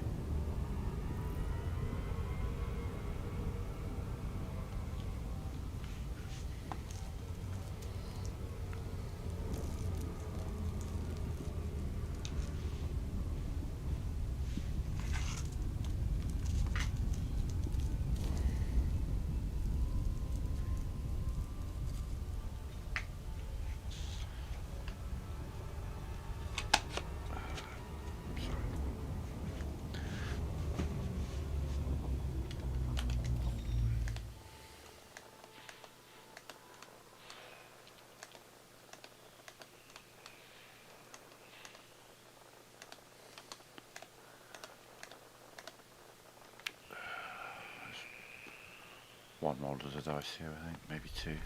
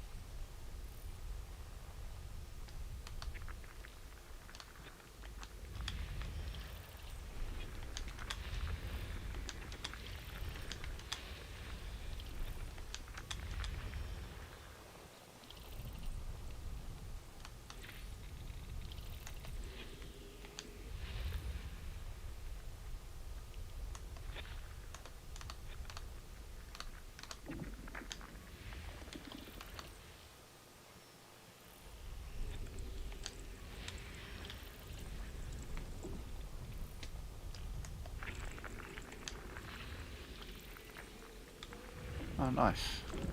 System scan complete. Yeah, I don't think basketballs really are forte.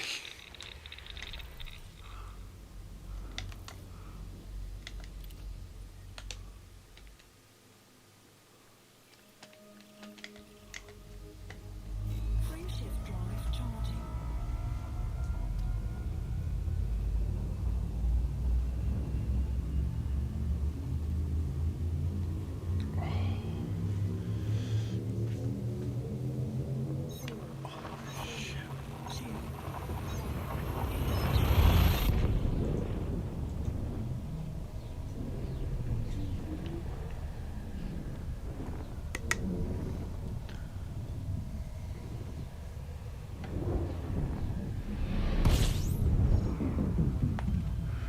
Okay, undiscovered. System scan complete. No Fuel cell planets. build.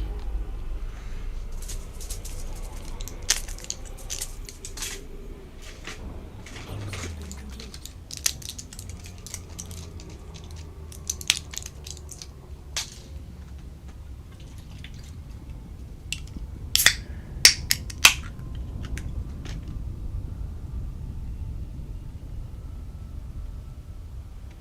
Frameshift drive charging.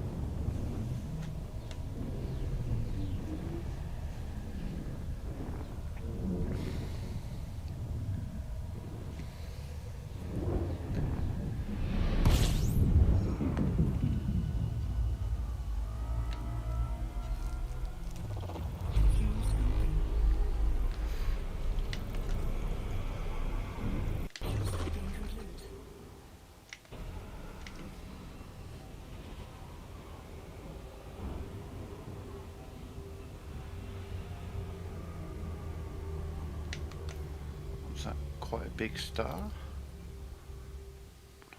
Especially 6, 8.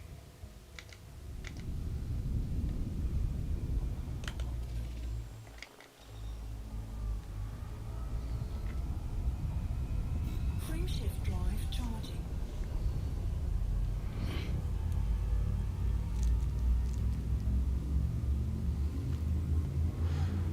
Oh, we've gone back to Gludgar from M63. 4, 3, 2.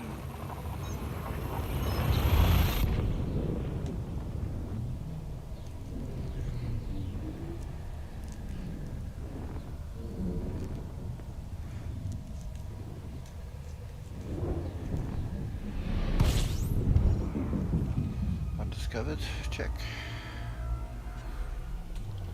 Fuel scooping. System scan complete. Has no planets. Boom. Fuel scooping complete.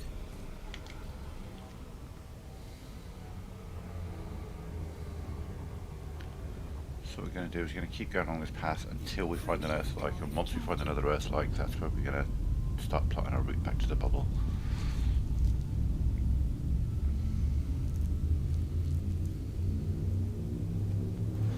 So if that means my next jump we get one, turn around, if we have to do another 50.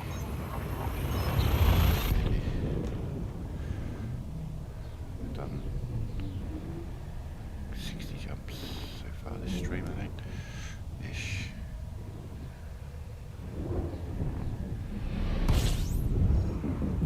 Someone's been here.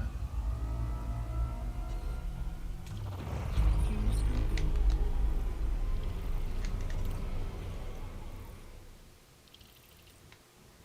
Fuel scooping complete.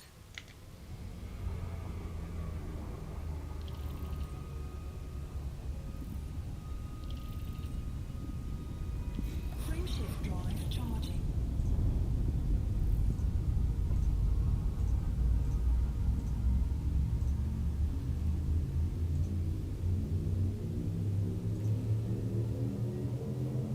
Four, three, two.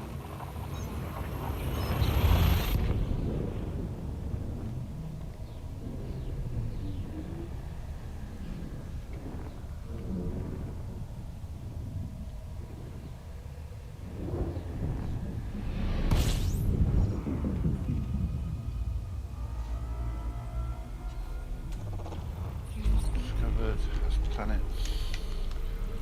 Secondary stars are a really long way away. Fuel scooping complete.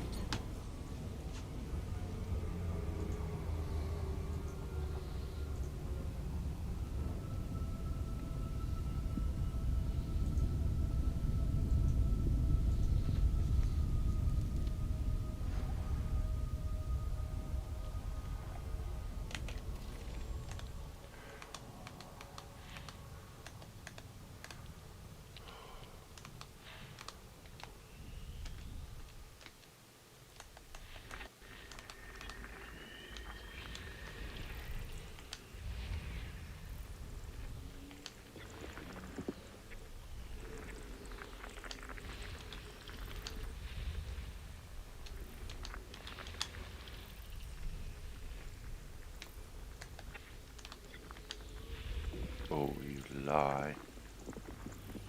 Lucky ice world.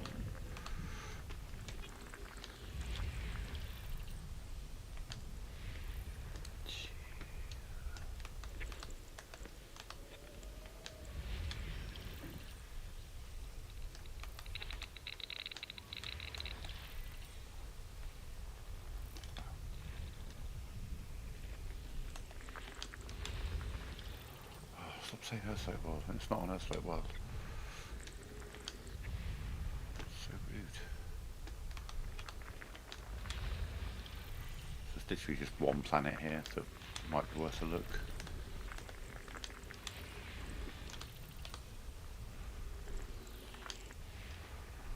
And honestly, with how far away it is, it's not worth a look. System scan complete.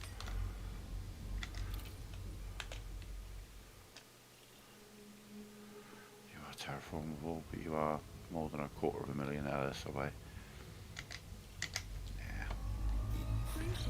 more than one over there, sure. Give me a water world on Earth, like, hell yeah.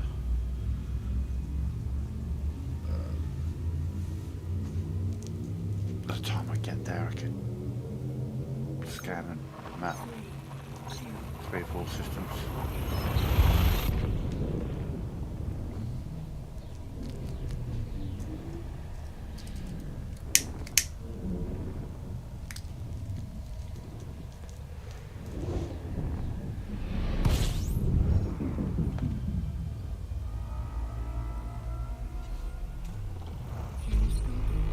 System scan complete. Scoping complete.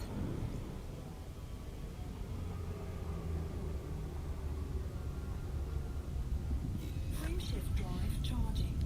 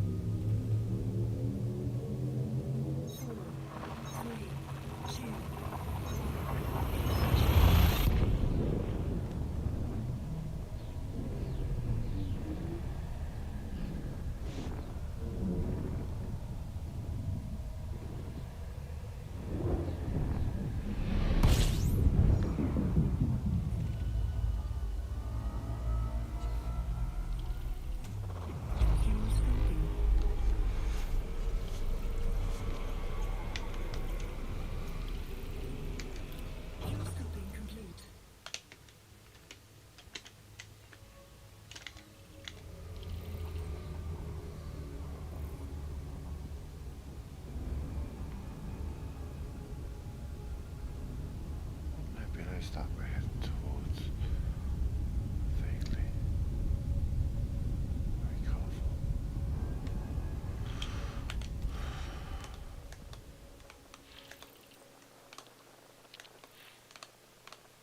Oh, you're going to tempt me and say it's one and it's the other.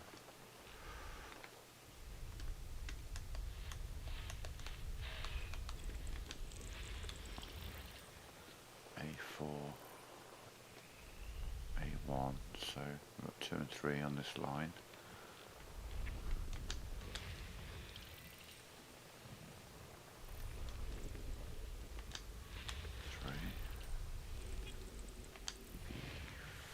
B5 and 5A.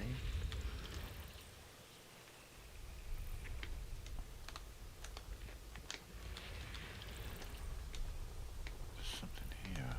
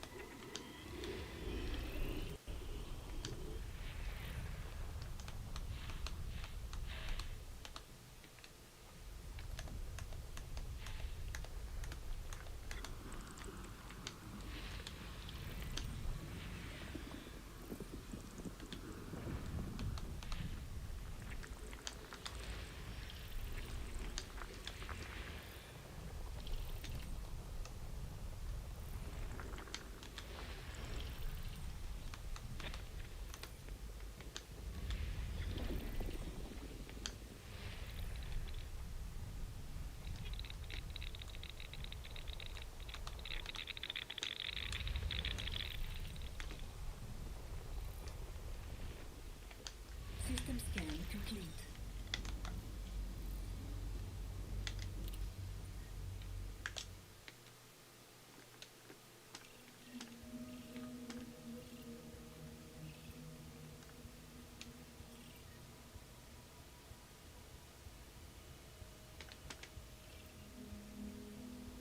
Wow, no terraforms, but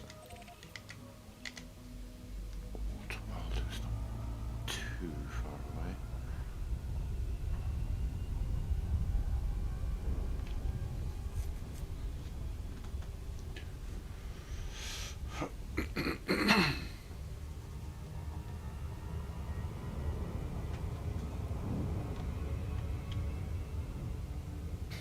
Let's drop my throttle a bit and then have a look at the galaxy map and know.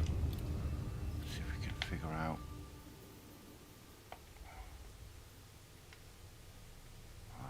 So it's a jellyfish nebula. Yeah, it's dark with like a red top.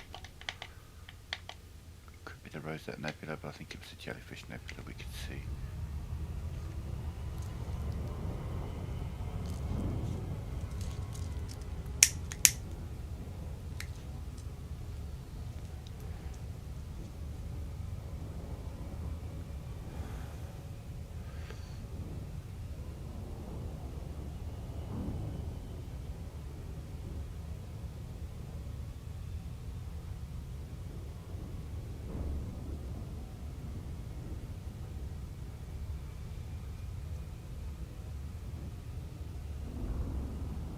So yeah, like I said before, this point we've got marked Hippie A, AIP, GXL, D7106.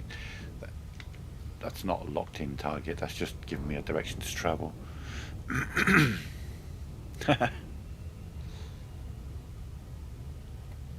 That's on the run.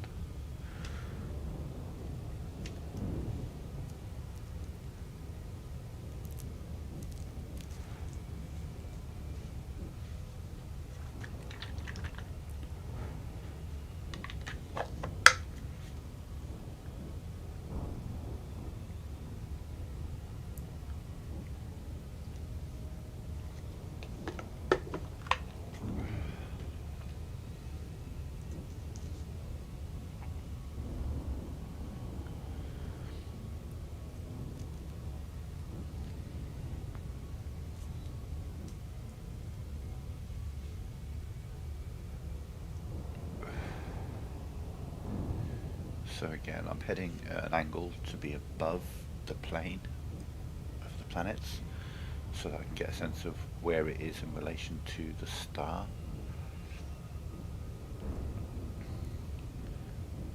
So it's this side of the star, but is it closer than the star, further than the star? Are there other planets that are going to slow me down on the way? This is why we head up, so we can kind of look down on the system and see.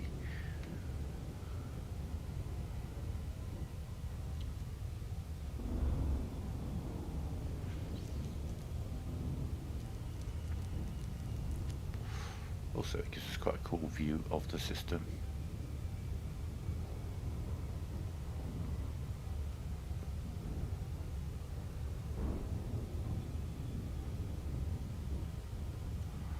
So it's slightly this side of the star, and there are no other planets on the way that will mess me up, so we just head straight in. Yeah, that planet there is actually further away than this planet here. It's just altered the perspective of what I'm looking at. We're looking up at it, and now we're looking down at it, and it makes more sense that that is further away.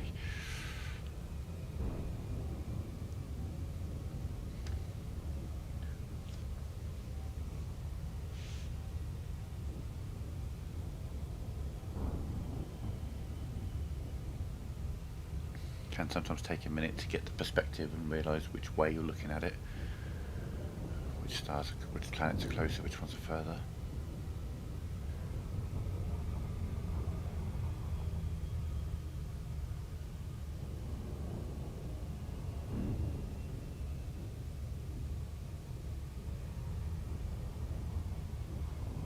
Slow down.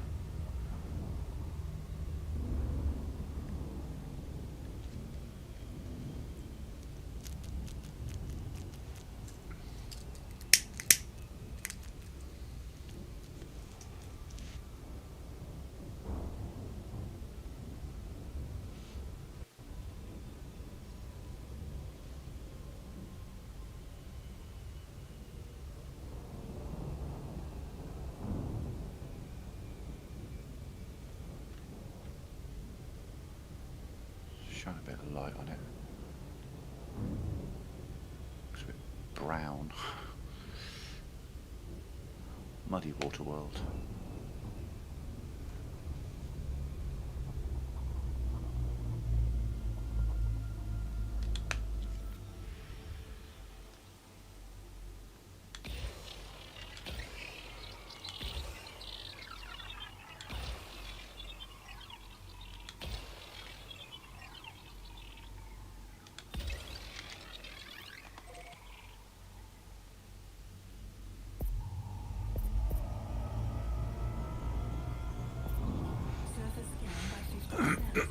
Surface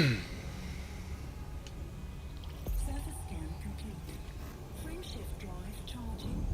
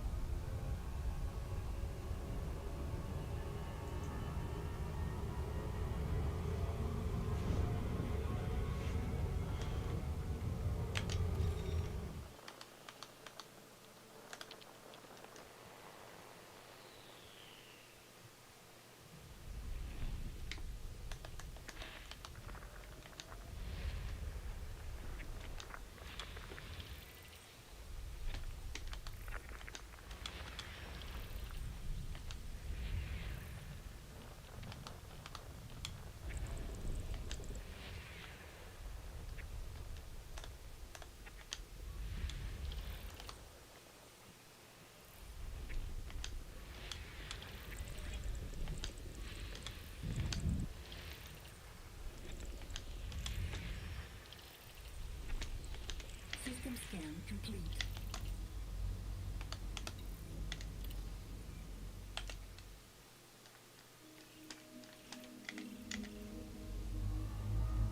Frameshift drive charging.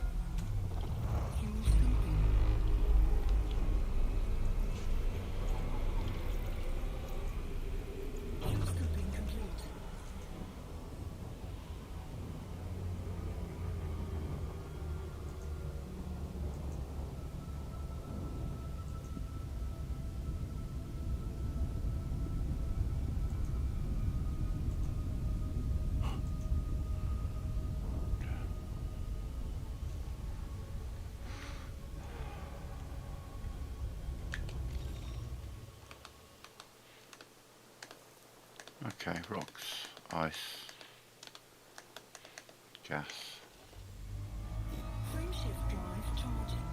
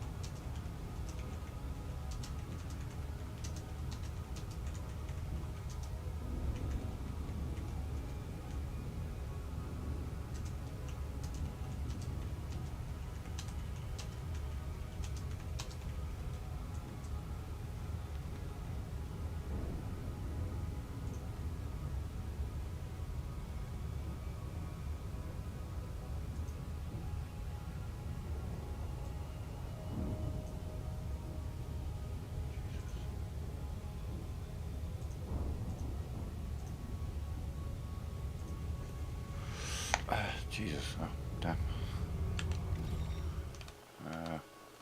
Oh, ice and gas. Okay. So I was just reading, there was a club statement put out by the sporting director at Aston Villa. I was just reading it on Reddit.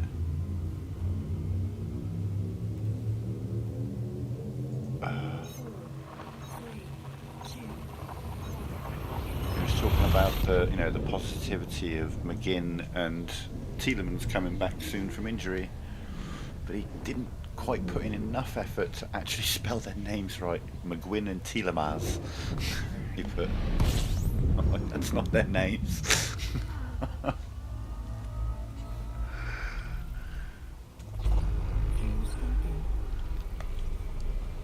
You just look and sound like a soulless corporate machine if you can't even be bothered to spell the names of the players right, you know. Flipping. Friendship drive charging.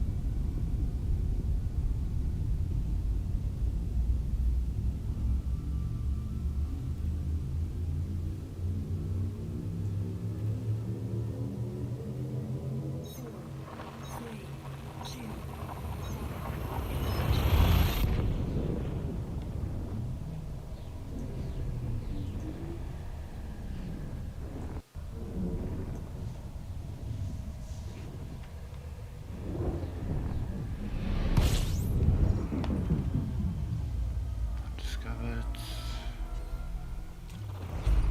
Has planets. Check, check. Incomplete.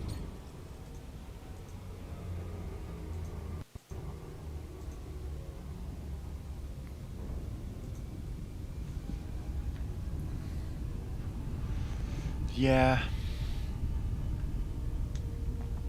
Yeah, we're hoping we need. That's the problem. We got decimated by injuries, and then just the finances. It sucks. Like, we literally had to buy players that we had previously sold because they weren't good enough for us.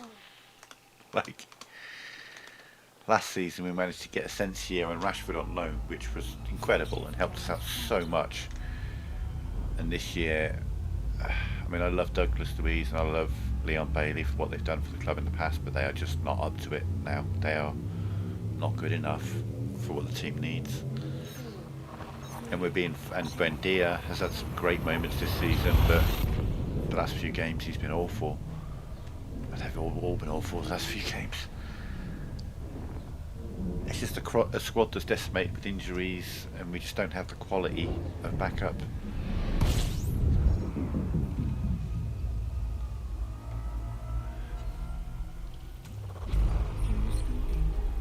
It'd be like Arsenal, who are winning the league, having Declan Rice and Odegaard and whoever their other main midfielder is all out at the same time for a few months. Do you know what I mean? It just doesn't matter who you are, that is going to ruin you.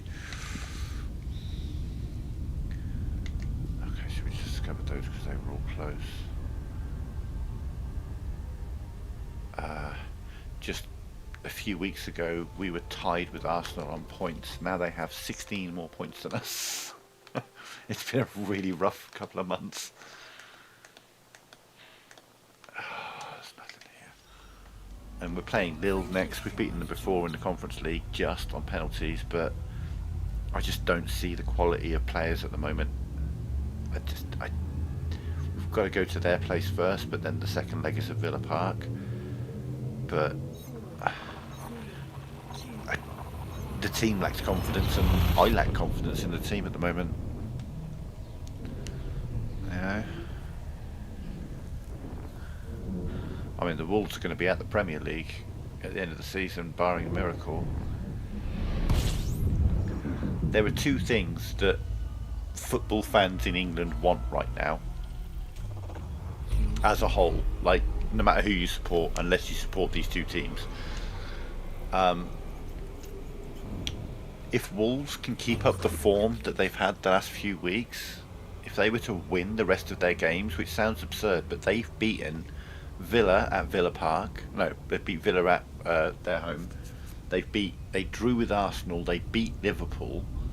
Do you know what I mean? They're coming into form, so it'd be like the greatest escape ever if they did manage to survive. And there's one team that everyone would love, and I mean love, to see be the team that gets relegated instead, and they are on their way, and that is Tottenham Hotspur. Friendship Holy drive shit. charging.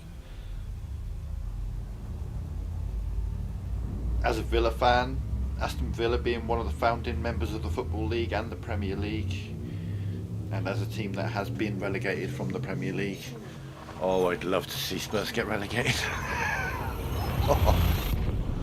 See how they like it. But that's the thing, they've got such big finances that they could just easily get back in it. They would win the championship unless they have an insane collapse. But their budget would be so much bigger than Jesus. They can have a budget as many championship teams combined. Do you know what I mean? Their budget is insane compared to anyone in the championship. It's insane compared to most of the teams in the Premier League.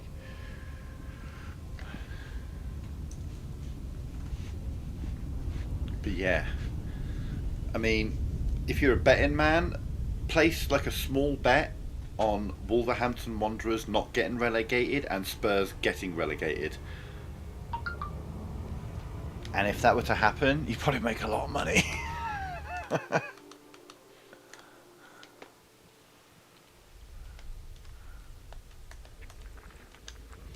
Because Wolves aren't statistically relegated yet. There is still a chance. Like, full on Dumb and Dumber, so you're telling me there's a chance. Yeah, there is a chance. It's like 0.01% chance that they're going to survive.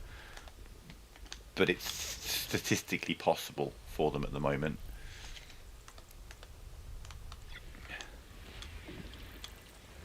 But there are entire fandoms cheering on the demise of Tottenham Hotspur.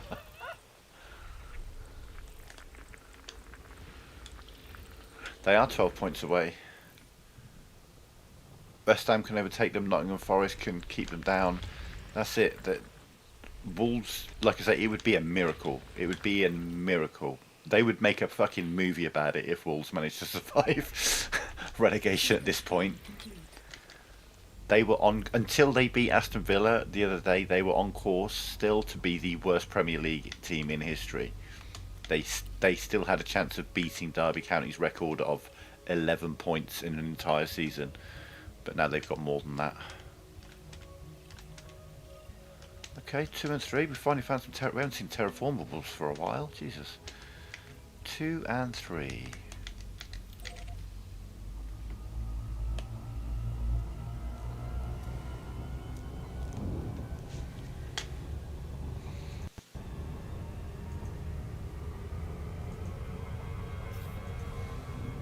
Oh shit, looked away.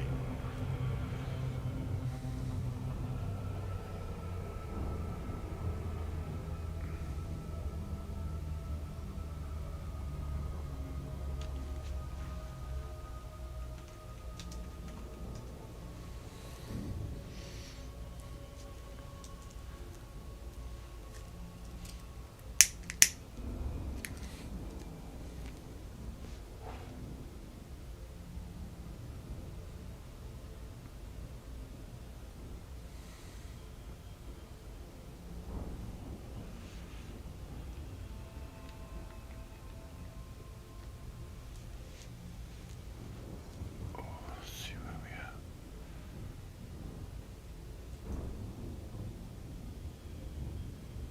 are. Oh damn.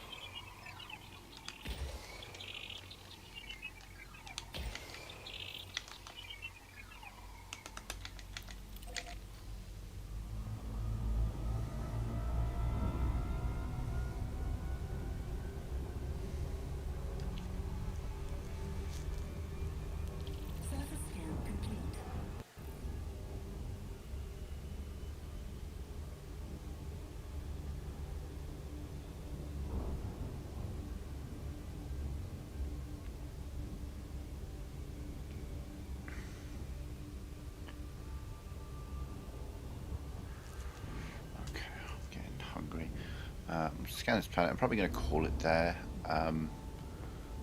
I think later on tonight. I don't think I'm going to do a nighttime stream tonight. I'm just going to put some music on and meander my way around and set myself up so that the next stream we're heading to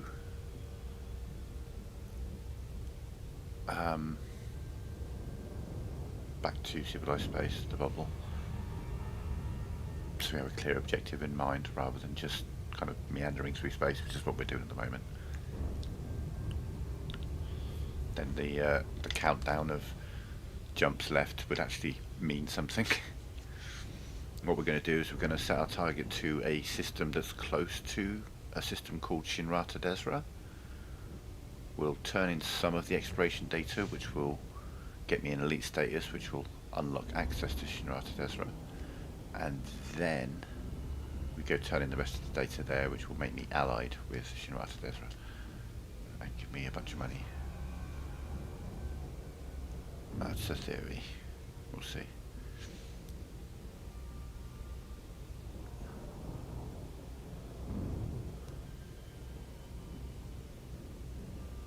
Yeah, I'm getting hungry. I think I'm just going to chill out tonight, put some tunes on, go find that Earth-like world and then start making my way back. And then tomorrow's stream can hopefully culminate in arriving in the bubble, turning in the data, seeing how much money we made, which will be a lot.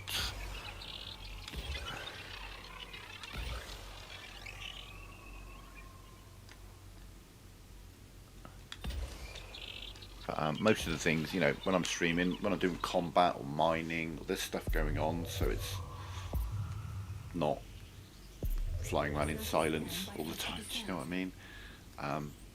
Exploration, it's better done with music. But obviously I also wanted to show off the nebula earlier in the week. So we'll line ourselves up and then drop out of Super Cruise. And we'll get away from the planet a little bit. Yeah, I'm getting hungry. So, fully decelerate and...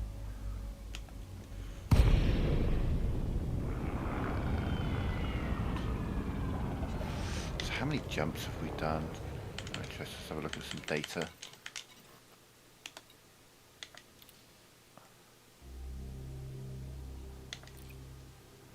I have a session log.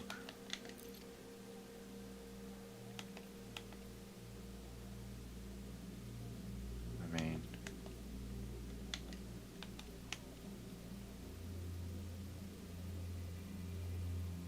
it says total jumps 0. I mean,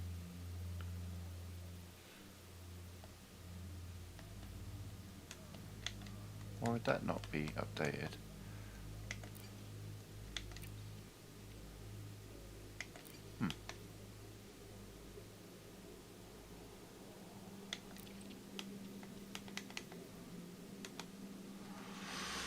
So I've done a total of 1,438 hyperspace jumps, not in this session, but on this save, for a total of 46,995 light years. Profit from exploration 213 million, highest payout 11 million, and I want to say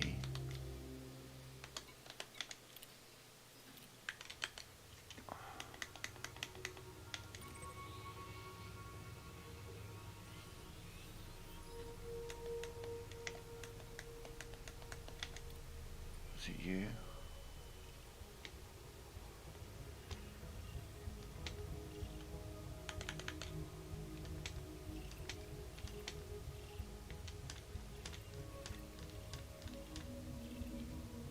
Yeah, that was a big system.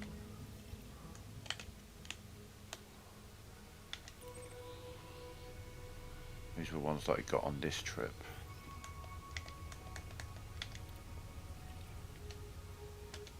Yeah, we haven't turned those in yet. And then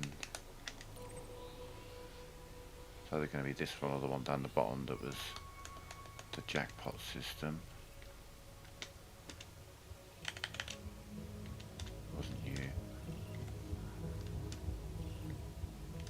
That's like Earth-like world and water world, but only the two terraformables. So it's you that was the big system.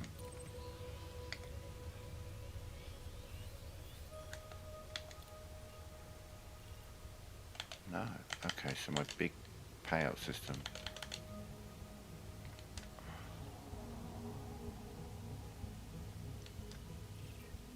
Oh yeah, this was a system where someone found the water world but missed the Earth-like. Like, oh, unlucky.